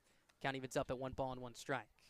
Back in that 6th inning when Kettleers scored those 2 runs, they were really the beneficiary of some soft contact that they made the most of. 1-1. Swing and a miss. Huge rip from Bradfield as he's behind a fastball. 1-2 the count. And Sam Ruda really set the tone. A lengthy plate appearance against Schur in which he just nubbed a soft line drive over the head of the third baseman in Eblin. 1-2. Outside with a changeup. Count evens up at 2 balls and 2 strikes. Trice would then single. Park bunted the 2 runners to second and third, and then that double squeeze play from Wilkerson was executed perfectly. Here's the 2-2. Swing and a foul straight back. Count stays even. And with the Braves stranding runners in scoring position a bunch of times tonight, 2 in the 5th, 1 in the 4th, 1 in the 3rd, 1 in the 1st. Kettleers has taken advantage of their opportunities. The Braves haven't. Grundy from the windup, twists and tosses his 2-2.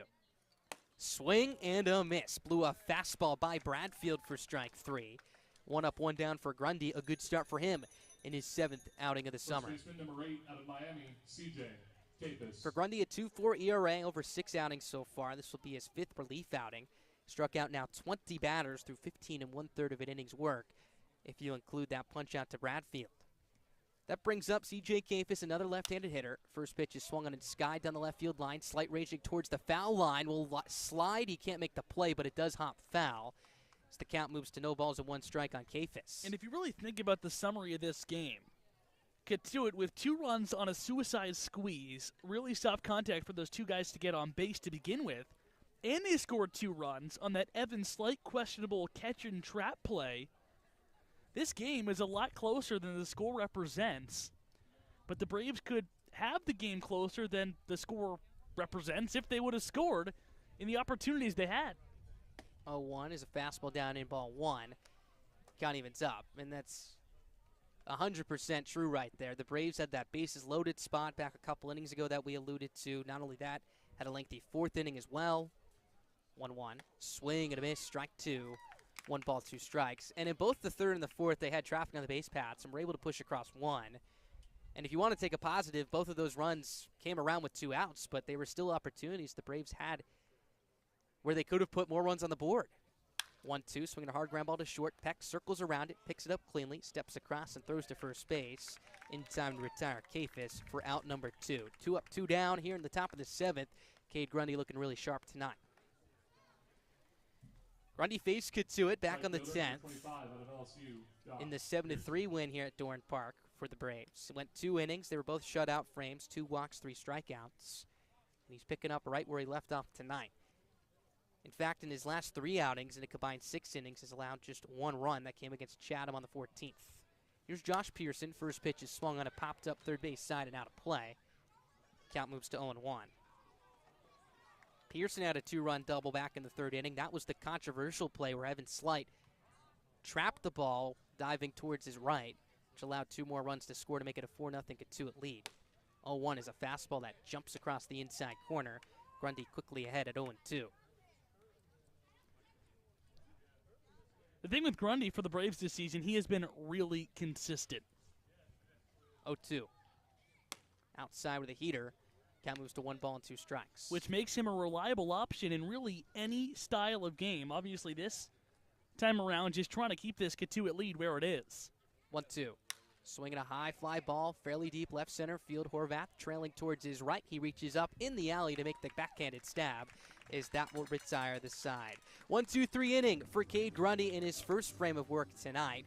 And with that, it's stretch time here at Doran Park, and we're going to send things down to the sidelines for our very own Ethan Frank, who has a special guest for us. Ethan, I know he's not over there just yet playing some warm-up toss, but who do you got for us tonight?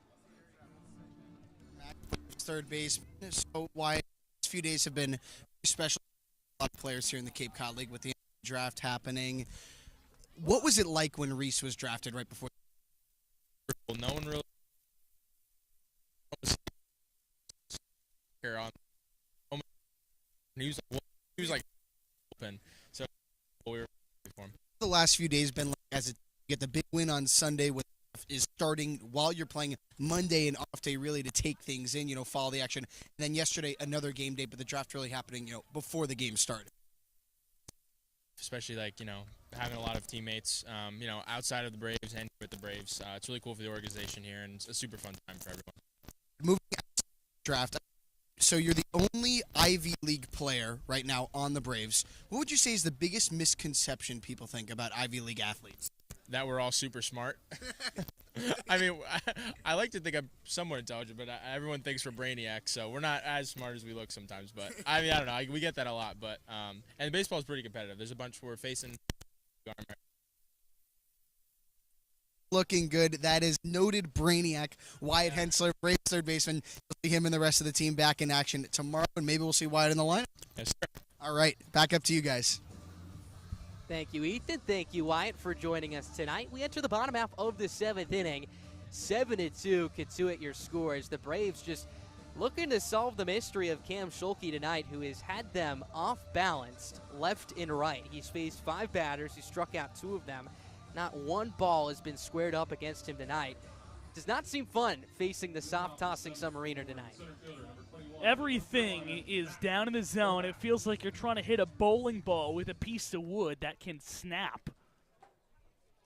He's a tough guy, a really different look. He's given Mike Roberts some good innings. First pitch to Matt Horvath is down and away for ball 1.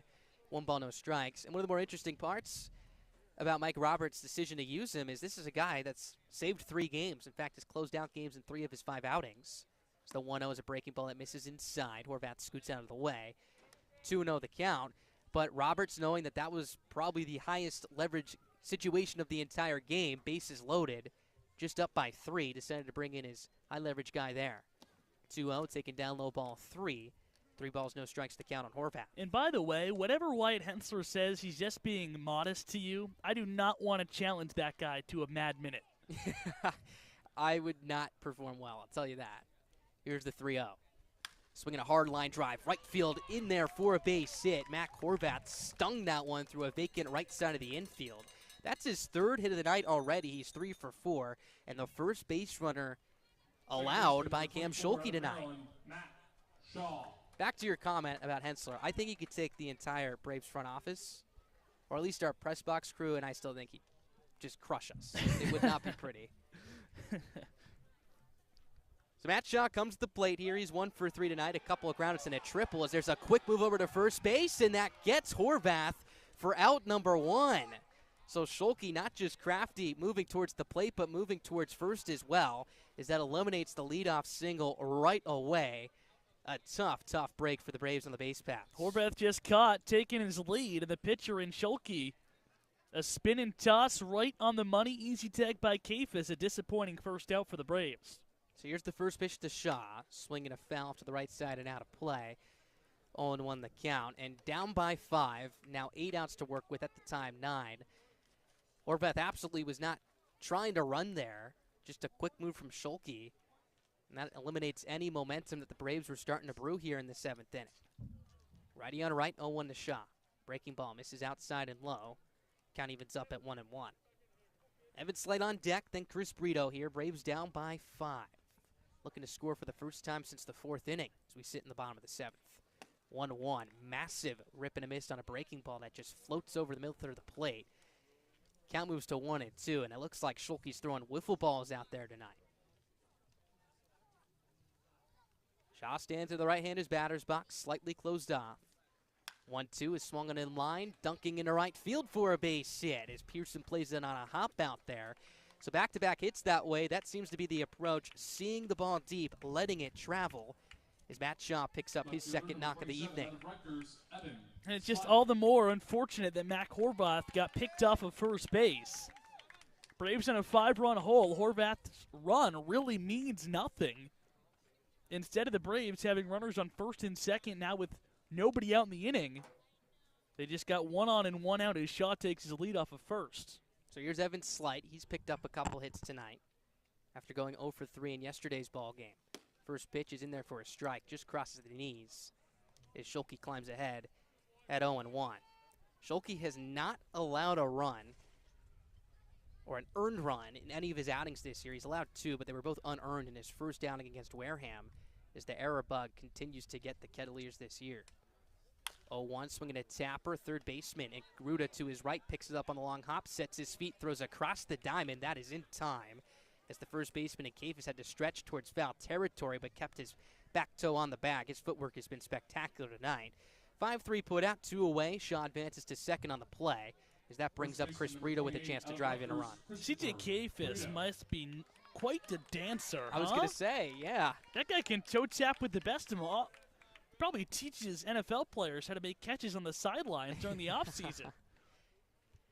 Very comparable, because again, that throw took him towards home plate, towards foul ground, and knowing that a big man, might we add, was running down the line, had to maneuver his feet in a way where he transitioned from his left to his right and still stretched to make the catch. First pitch on the way to Brito is taken down low with a breaking ball for ball 1.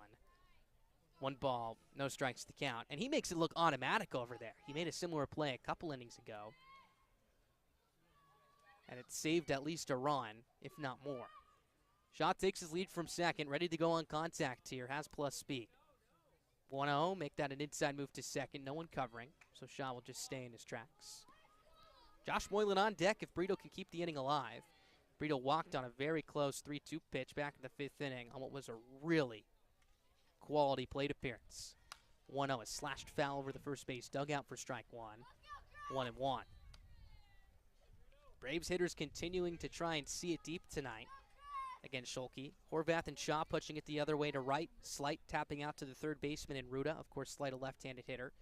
And Brito almost taking that one out of the catcher's mitt of Calvin Harris behind the plate. Shaw takes off for third. 1-1's up and away. Throw down the third is well high and not in time.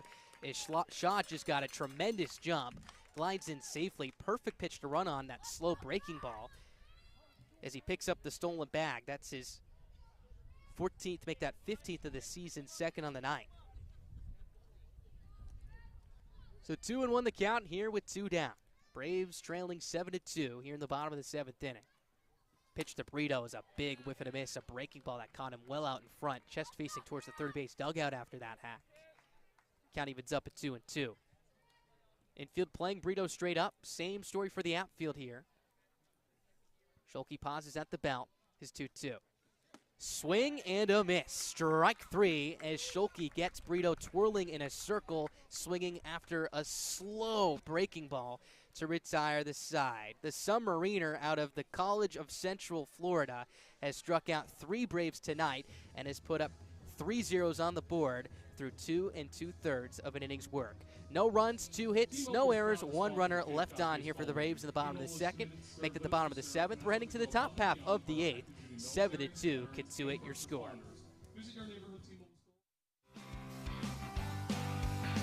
2021 was a historic season for the Bourne Braves. The Bravos captured the President's Trophy, given to the team with the best regular season record, and rode early success to the West Division title and a trip to the Cape Cod League Championship Series. Now in 2022, the Braves are back and look to replicate the success from a season ago without many of the faces that got them there. It's a whole new season of Bourne Braves baseball. Check out the full schedule on bournebraves.org and come join the party at Doran Park. The Bourne Braves have enjoyed a long history of offering internships to college students who have worked in a myriad of capacities and performed any number of duties for the organization. Interns support everything from public relations, fundraising and concessions, to field maintenance, internet broadcasting, and baseball operations. The Braves will begin accepting applications for the 2023 season in September. Those interested should visit bournebraves.org. Time to go back to the park. This is Bourne Braves Baseball. 7-2, get to it as we begin the top half of the 8th inning back at Doran Park with Max Stanzer. I'm Calvin Cristoforo. The Kettles scoring 4 runs in the 3rd inning and really haven't looked back since. As they hit here in the 7th, and the first pitch is lined right at Bryce Eblin, the third baseman, who takes a couple of steps to his left and snatches it with the glove. 1 pitch, 1 out for Grundy, and 1 is retired here in the 8th. We've seen Grundy a lot this year, so I don't want to jump out of the gun and say this is the best we've seen him, but his fastball looks like it has a little bit more life on it. He's been really efficient, just 4 balls to 11 strikes and 15 total pitches. A lot of late swings so far from the Kettleers as well, so having him in a late inning situation, even down by 5, has looked really good. 4 up, 4 down that he's faced between the 7th and the 8th. Here's Sam Ruda for his 4th at-bat. Looks at the first pitch fastball on the outside black for strike 1. Ruda in his Kettleers debut, 1 for 3, singled and scored the first of 2 Kettles runs in the 6th inning. The 0-1. Just off the inside corner, the count goes to 1-1 here on the Army third baseman. Sun is fully set, making a very humid afternoon into a beautiful night for baseball, breezy and 77. The 1-1. Swing and a miss. Good pitch over the heart of the plate that time. And the count goes to 1-2. The Braves crowd has definitely thinned out. Pretty large contingency for what was a Wednesday night. Now turned evening. 1-2. Foul tip back to the screen. It hits off the hand of the catcher Espinal. The bare hand. He's shaken up a bit as Mickey Garcia, the home plate umpire, walks the ball back out to Grundy. And that is never fun right there. Of course, with all the small bones in your hands, you're always worried that you could potentially break something right there. It looks like Espinal's all right as he's making a fist and scrapping on some dirt maybe that got rubbed onto it as he waved it towards the ground. But again, keeping that front hand right there by his side, just nicked by that foul tip, and that never feels good. Catchers are tough. They are. If we've learned anything over our years watching baseball, Espinal's going to stay in this game, and he will. He'll put the mask on and crouch behind home plate. Grundy looking to retire his 5th straight Kettleer. In control of Ruda here, 1-2. Out of the wind, he kicks and delivers. Swinging the ball, clubbed off the hands in his shallow right field. Brito's going back. It's over his head. He can't get it. The second baseman, Shaw, plays it on a bounce. It is a lightly hit single by Sam Ruda. In his catch debut, he's 2 for 4.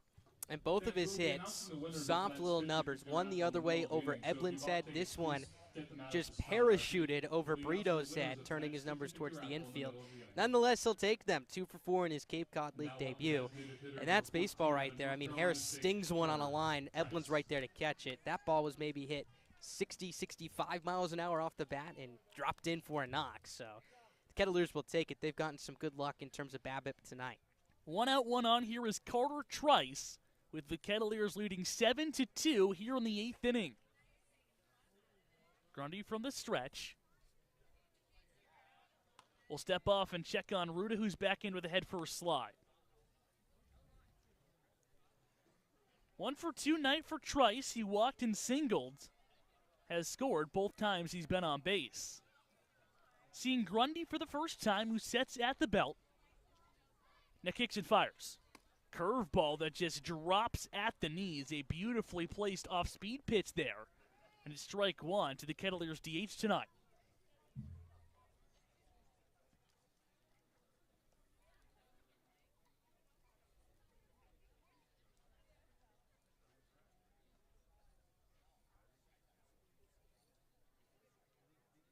The 0-1. In the dirt. Good block by Espinal behind home plate to keep it in front of him as he picks it with the glove. And the count evens up here on the Katuitt DH. A guy who's burned the Braves a couple of times this season. 2 home runs in the 4 matchups previous against the Bravos this year. Hasn't gone deep tonight, but has been effective in this Kettleers offense. The 1-1. Hit up the middle. This could be 2. The shortstop Peck underhand flips to Shaw for 1. On to first. It is a tailor-made 6-4-3 double play. And on 1 pitch, Cade Grundy gets out of the 8th inning. No runs on a hit and nobody left on base for Katuitt in the 8th. It's 7-2. The Kettleers in full control as the Braves hit for the second to last time when we come back on the Born Braves Television Network. You know what Pete Alonso, Kevin Youkilis, and Lou Merloni all have in common? Go ahead, take a guess. Yeah, that's right. They're all former Bourne Braves. The list of famous Bravo alumni is lengthy and it's growing fast. Take 2021 Major League Baseball first overall pick Henry Davis, for example. He was on the Cape just 3 summers ago, back in 2019. So make sure you don't miss out on watching the future stars of tomorrow today. Admission to all games at Doran Park and around the Cape Cod League is free. For the full Braves schedule, head to the Bravos team website, bournebraves.org. Did you know it takes $150,000 to field the Braves every summer? We are a non-profit, all-volunteer organization that relies solely on the donations of private citizens and local businesses. The Bourne Braves are a 501c organization, and all donations are tax deductible. You can donate today online at bournebraves.org. Time to go back to the park. This is Bourne Braves Baseball. 7-2 can do it with the lead as the Braves hit in the bottom half of the 8th. The reason this game is where it is due to the pitching of Cam Schulke, who has really put his stamp on this ballgame. 2 scoreless innings after he escaped a bases-loaded jam, out for his 3rd clean inning of work against the man he saw first in Josh Moylan. First pitch is up and in for ball 1. And he's already through 2 2/3 tonight. Likely will get this entire inning. His season high before that, 2. So Mike Roberts really stretching him out. And why not? He has been great, his 1-0. Upstairs for ball 2. And when you think about the moment Schulke came into this game, the Braves were down by 3 runs with the bases loaded and just 1 out in the 5th. But he escaped danger. The 2-0 in there for strike 1 at the knees. He got Moylan to strike out and then got Peck to roll over to first base. Not allowing a run in sense has produced back-to-back zeros. Trying to do the same here in the 8th is 2-1. Down and in, 3-1. And as he's gotten deeper in this ball game, we've seen him slow things down a little bit in terms of efficiency. The Braves were able to pick up a couple of base knocks, but he was able to weave out of trouble once again. Would the Braves love a base runner to begin the 8th? The pitch. Inside, it's a 5-pitch walk to Moylan. The second time he's taken ball 4 tonight, and the Braves do get the leadoff man on, down by 5 runs in the 8th inning. And now through 9 innings, that's just the 2nd walk surrendered by Schulke this season. A good job by Moylan of being impatient, not going after any pitches, because that's where Schulke's going to get you, to be either out in front or to chase after that slider well off the plate and out of the zone, like he got Breeder to do to end the 7th. Schulke, the dictionary definition of a submarine pitcher, drops all the way down and reaches it with basically his knuckles on the dirt. His first pitch to Peck is a slider that curves across home plate for a strike. 7-2 Katuitt. The Braves with the leadoff man on here in the 8th inning as you look to plug away and try to get some late inning magic once again. Via 1, up and away, 1-1.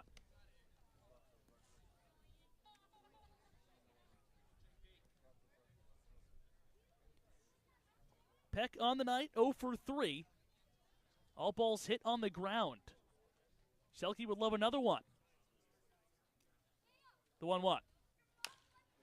Chop to second. Moylan will just retreat back to first. They go to second for 1. On to first, a double play. Wilkerson to Troy to Kafis, 4-6-3. And what can't Cam Schulke do? The sinker baller pitcher gets the double play he needs. And on one swing, 2 are retired in the 8th inning. And I think that Moylan over at first base thought this ball was just a pop-up to the second baseman in Wilkinson, because he took a couple steps back towards first, but this was chopped right in front of the plate and took a high bounce to Wilkerson, who turned the easy 4-6-3 double play. So the bases are now cleared for Alan Espinal, who bats for the 4th time with 2 outs. First pitch to him's a slider downstairs for ball 1. Espy on the night, 0 for 2, a couple of strikeouts. Did walk in the 4th. The 1-0. Similar pitch, slider down and away, ball 2. 7-2 Katuitt. Base is empty, 2 outs here in the bottom half of the 8th inning. on what's been a frustrating night for the Braves all around. The pitch. Slider through the front door, twisted Espinal out of the way. 1.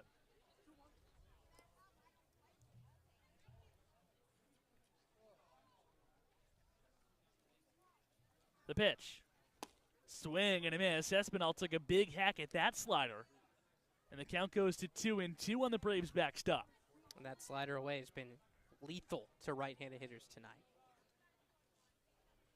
Selke looking to finish another scoreless inning. He goes over the top and freezes Espinal with the curveball for strike 3. The Submariner throws it overhand, and it catches the Braves catcher way off guard. My goodness, what can't Cam Selke do? It's a 1-2-3 8th inning. He's through 3 2/3 scoreless, and the Kettles lead by 5 as we move to the 9th on the Bourne Braves Radio Network. T-Mobile is proud to sponsor the Cape Cod Baseball League. T-Mobile is committed to serve those who serve. That's why they go above and beyond for our active duty military, veterans, and first responders. Visit your neighborhood T-Mobile store or T-Mobile.com to learn more. For the first time since 2019, the full Cape Cod League playoff slate is back. Last season, just 2 teams from the East and West Division respectively played in the shortened playoff format, but this year there will be a full 8-team slate. 4 teams from the East and West will get a shot at the title. The Braves have missed the postseason just once since 2007 and look to make another run back to the title game in 2022, a series they lost a season ago. It's the Cape Cod League playoffs, and they're back in full swing for the first time in 3 years. On our way back to Doran Park, it's time for some more Bourne Braves baseball. Kettleers in full control in this one. 7-2 Kettleers as we play in the top of the 9th inning. Cam Selke has been exceptional out of the bullpen for Kettleers. Came in with the Braves down by 3 runs and the bases loaded. Just 1 out in the 5th inning. Got a strike on a Moyle and a ground out of Peck, and has put up 3 straight scoreless innings since, giving the Kettles the 5-run advantage as they hit for the final time tonight against Cade Grundy, who in a mop-up role has performed really well out of the Braves pen. He's faced the minimum twice in 2 innings of work tonight so far. He's looked really sharp, and I mean, you can just not even, there's not enough words to describe what Schulke did tonight. A season-high in innings, a season-high in strikeouts with 4, and that bases-loaded spot. That's where this game turned. And then the cherry on top, 3 scoreless innings after that. Grundy looking to do the same here. Might earn him some more high-bid opportunities. Kettleers added 2 runs in the 6th to take a 7-2 advantage. The batter is Eddie Park, the first pitch. Fought off at home plate, foul over the Braves dugout third base side. Park's had a really big night, 2 for 2, a double, a single. He's scored twice, has driven in a run, and has also dropped down a perfect sacrifice bunt. The 0-1. Outside, ball 1. The Stanford outfielder was just 2 for 16 over his last couple of games coming into play tonight, but has broken out of that in a big way. Grundy's 1-1. Inside for strike 2, right of the corner.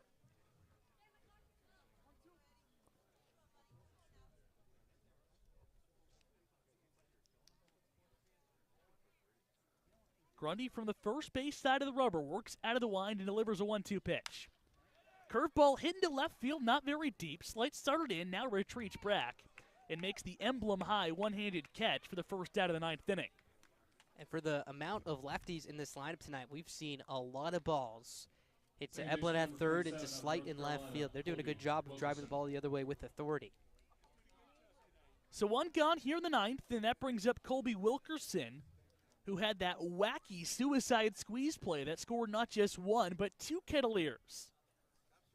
He swings at the first pitch and ropes it down the first baseline. Sliding play by Chris Brito, who pops to his feet and wins the chase to the base.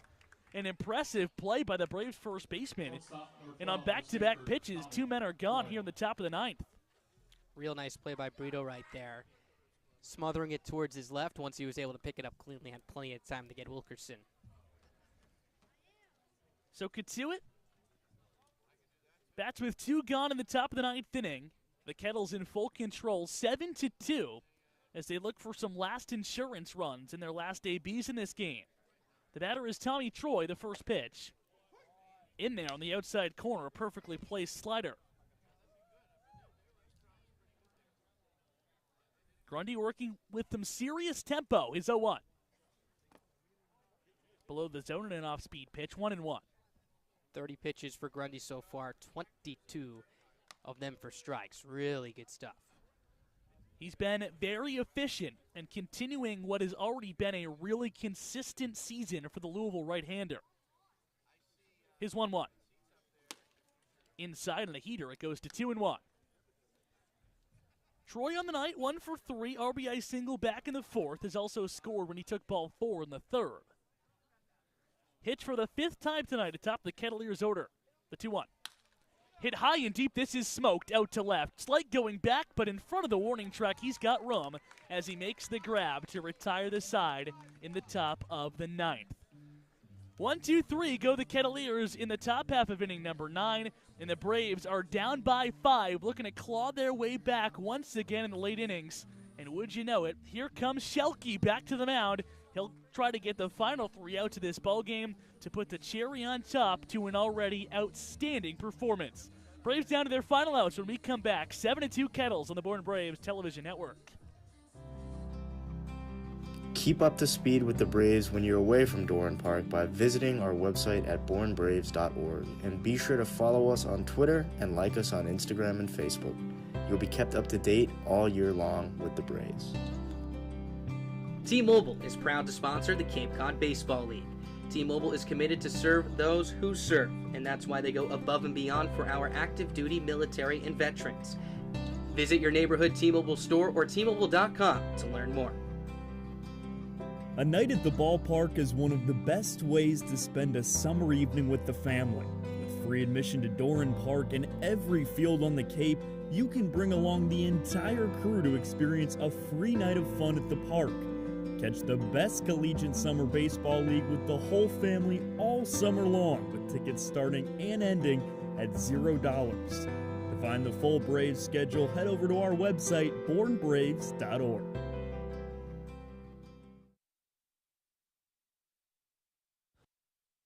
The 2021 West Division champs are defending their title. Now back to Born Braves baseball. Braves looking for some more late inning magic, and they'll need a bunch if they want to claw out of this hole. 7-2 Katuitt as the Braves hit for the final time in the bottom of the 9th inning. And they'll have to go through Cam Selke, who has been special. 3 2/3 scoreless innings out of the Katuitt bullpen. And they'll face 9-1-2 Ryan Enos to lead off the 9th. The first pitch, up and away for ball 1. Selke came into this game when the Braves had a chance to claw their way back into it. Katuitt was up 5-2, but the Braves had the bases loaded in just 1 out.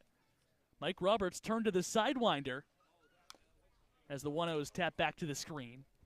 And he got a strikeout to Moylan, a ground out to Peck, and has been nails ever since, the true submariner, posting 3 straight scoreless innings since that moment. And is looking to close this game out with 4 2/3 scoreless frames. His 1-1. Foul back off the hands right in front of the press box.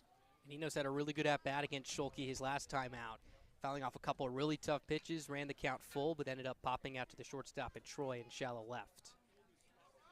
Enos looking for his first hit in his Braves home debut. Was 1 for 4 in his season debut Sunday in Hyannis. The 1-2. Chop to third. Playable for the third baseman Ruda. Ranging to his left on the run. His throw is not in time.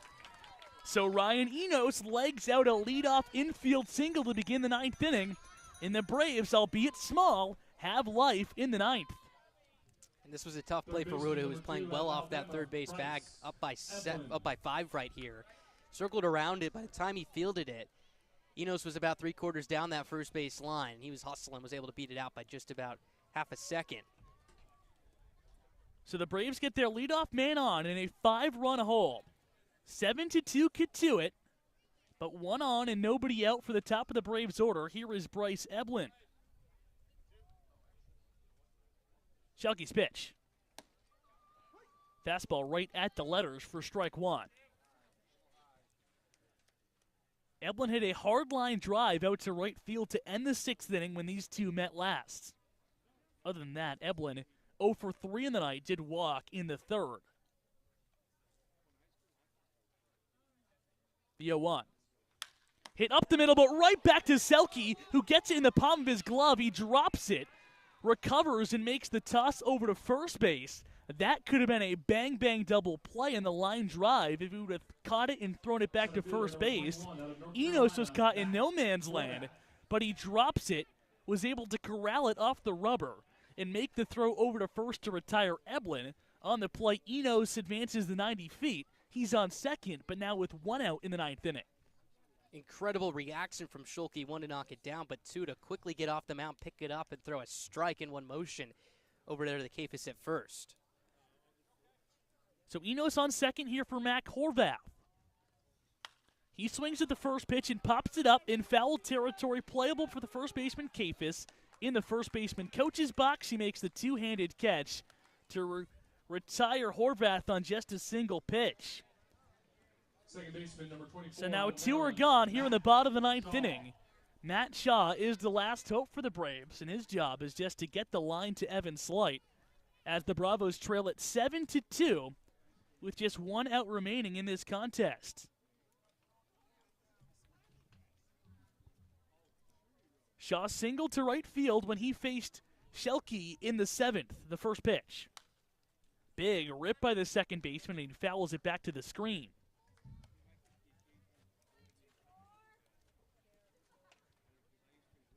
Kettleers with 4 runs in the third inning tonight, and they have really never looked back. Trying to regain a hold of the season series against the Braves, 3-2. The 0-1. Way outside the zone, a sprawling effort by the catcher Harris to keep it in front of him. Makes the grab, prevents Enos from advancing 90 feet. The count goes to 1-1 here on Matt Shaw. Hyannis has already won this afternoon. They played at 11 a.m. in Hartford. Kettleers looking to keep pace with the suddenly first-place Harbor Hawks. 1-1 to Shaw outside, ball 2. Braves looking to keep pace with both of them, but are 1 out away from dropping this game in a 5-to-run hole with a runner on second base and 2 gone in the bottom of the ninth inning. Shelke looking to finish off what has been a masterful performance. His 2-1 pitch. Spoiled away over the Kettleers dugout first base side, and the Braves are down to their final strike. And for Shelke, a summer high now, 37 strikes to 26 balls. So over 60 pitches here, and he's a strike away from sealing the deal on his best outing of the summer. He has been exceptional. Kettleers has used just 3 pitchers all night long. Selke looking to finish a masterful performance. His 2-2. Overhand again. This time Shaw is ready for it, and he fights it away. You could see him get into a quick delivery right there because he did not want to give Shaw any extra time to recognize that he was going over the top. But Shaw, tough man to strike out, able with those quick hands to spoil it foul. The submarine pitcher froze Espinal when he went over the top to punch him out, looking to end the 8th. Trying to end the 9th with a strikeout and get through 4 2/3 scoreless. His 2-2. Overhand again, and it misses below the zone. That was tight, but the count goes full now on Matt Shaw.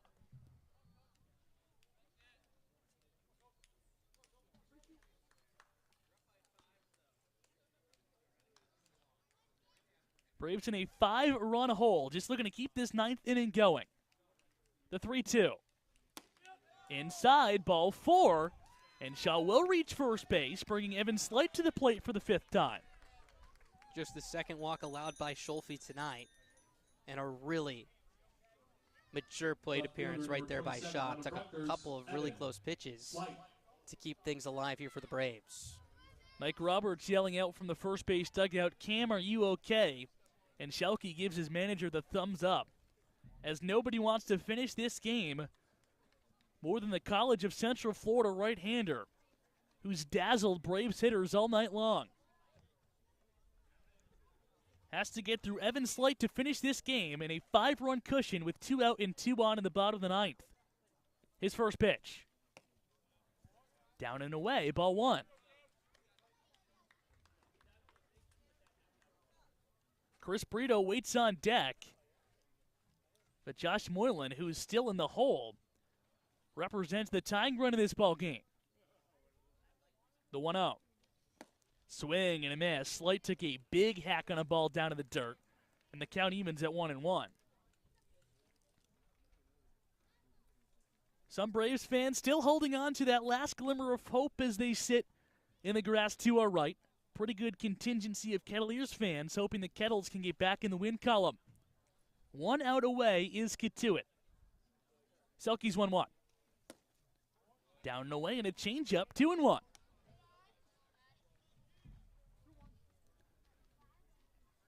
Slight 2 for 4 in the night. He extended his on-base streak to 19 earlier in the contest. We're looking to get on base again and just keep the Braves with the slightest of a heartbeat. The runner is going to third. Enos is in there with a feet-first slide. He slides over the base, but is able to recover. He moves up the 90 feet to third, but his run doesn't mean anything. A really gutsy play. Luckily for him, the pitch was up and away, and he was able to get under the throw. The count goes to 3-1 on Slight, but a risk the Braves didn't need to take there. And I think he was thinking he was going to get a little defensive indifference situation. Up by 5 here, you know, the run doesn't count like you said. But instead, the catcher, Harris, gunned it down there, and it was a close play after he almost slid off the base. Good hitters count here for Evan Slight. Selke in danger of walking back-to-back Braves with 2 outs in the bottom of the 9th. Trying to get his final out, his 3-1. Downstairs, ball 4, and the bases are now loaded in the 9th inning. That's back-to-back walks right here now. 72 pitches for Schulke here, well more than his season highs. He's gotten through 4 1/3 of innings work. And Brito with 1 swing of the bat can make this a ball game here. Braves still need to get the inning to Josh Moylan if they want to have a chance to tie it. 7-2 Kettleers, but the Braves at least making it interesting with 2 outs in the bottom of the 9th. Bases loaded here for Chris Brito. Selke's first pitch. Slider through the front door. A really good pitch on the inner half for strike 1. Cam Selke looking to end his night where it started, with the bases loaded. 1 out away from a dazzling 4 2/3 scoreless outing. Bases loaded full of Braves. The 0-1 to Brito. Over the top, and Brito takes a big rip at it and pops it up into the infield. Kafis calls up the pitcher and makes the one-handed catch adjacent to the mound, and that does it here at Doran Park. Kituitt scores 4 runs in the 3rd and really never looks back. The Braves a frustrating evening all night long as the Kettleers take a 7-2 victory at Doran Park and take the lead once again in the season series, 3-2. Welcome back into the broadcast booth with Max Tanger, Calvin Cristoforo with you. It's another frustrating night for the Braves. After back-to-back offensive explosions, the Bravos just couldn't get that big hit with runners in scoring position. Absolutely, and the pendulum continues here where they get off and have a stretch of 2-3 games where they're swinging it. Tonight had plenty of opportunities, but allowed Kituitt to extend their lead to 5 late in that ball game after stranding the bases loaded. And that's really where the tide started to turn. And I think you're looking back at that, a couple of breaks with the slight trapped ball, controversial call as well. One they definitely need to put past them because you're playing teams that you need to take advantage of over the next couple of days. As we take a look at the game summary tonight, you see that big number 4 in the run column for Kituitt. That is when that slight play happened. Runners were on 2nd and 3rd with 2 outs. It was a pop-up out to left field. Evan Slight came in on a dead sprint, attempting to make a diving catch. On the field, it was ruled a trap by the Braves left fielder, albeit everyone in the Braves dugout thought it was a catch. The Braves defense kind of gave up on the play, allowing both the runners to come home. It was called a double on the field, the umpire's conference.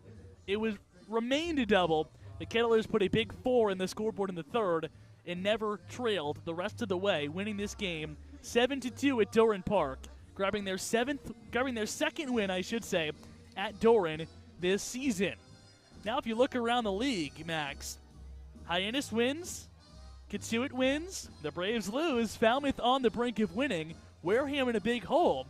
But not only did the Braves make themselves further away from the number 1 and the number 2 team, those Commodores suddenly can't lose, and the Braves find themselves nearing the number 4 seed in the West Division. They are 3 points away, assuming the Commodores can hold on to that lead right there, which is huge because they'll play them in a couple of nights now. And again, the Braves would still be in a playoff spot if they swapped with Falmouth, but then you're looking at different seeding. And then in the last week of the season, we're down to the final 9 games now. You have to worry about Wareham right on your heels as well, who is, again, looking up at Falmouth right now by a couple of points. The good news, the Braves play Falmouth once this week. They play Wareham a couple of times. Again, they'll see them a few more times this season. So an opportunity to still control your own destiny. Might we add, end your season with Katuitt and Hyannis in order in the final 2 contests. So if they take care of business themselves, they should be fine. They're not having to rely on other teams to give them help. Braves fall to 15, 13, and 6 with now 10 games remaining suddenly on the Braves schedule. They fall to 1-1 here on the homestand. They'll get 2 more, one coming tomorrow when the Wareham Gatemen return to Doran Park. The Braves who took care of Wareham last night. That is a 7 o'clock first pitch here at Doran Park. It's an SN broadcast, so you can catch us on the Born Braves radio network. We'll have coverage starting at 6:40 with Before the Bravos right out here on the deck tonight. The Braves lose this game 7-2. For my partner Max Tander, Calvin Cristoforo here with you, signing off. For our excellent producer Ben Spector, we send it down to Ethan Frank on the sidelines one final time. He's got your player of the game on what was a disappointing 7-2 Braves loss. For 5 tonight, last week after the walk-off grand slam, maybe the Braves not the same result. But for you that night, you said they sing up. Why are you seeing the ball so well right now? I think it's just confidence. Going up, thinking I'm going to get a hit every single time. And it definitely does help, when you barrel up a ball early, especially early in the game, to keep that confidence rolling. So before last night, the Braves only had 3 home runs all park, and you were able to get to 2 in only just a couple of games here. What do you like about hitting here? I feel like it's pretty easy to see here. Some other parks we've been at, it's been a little tough to see at first, and here I think it's pretty clear. So, with so many important divisional games this week, how do you take experience you had, back at school ball to big division games this week here? Yeah, just taking it one game at a time because, not looking forward to the next game, just trying to win this day and then go from there. What are you guys looking to do tomorrow to get back in the win column? Win. Win is the goal tomorrow for the Braves. You'll see Corvath and the rest of the squad there tomorrow. Matt, thank you so much. Thank you. All right, that'll do it for us tonight. A special 7 o'clock here at Doran Park for Calvin, Max, and our producer, Ben Spector. See you tomorrow.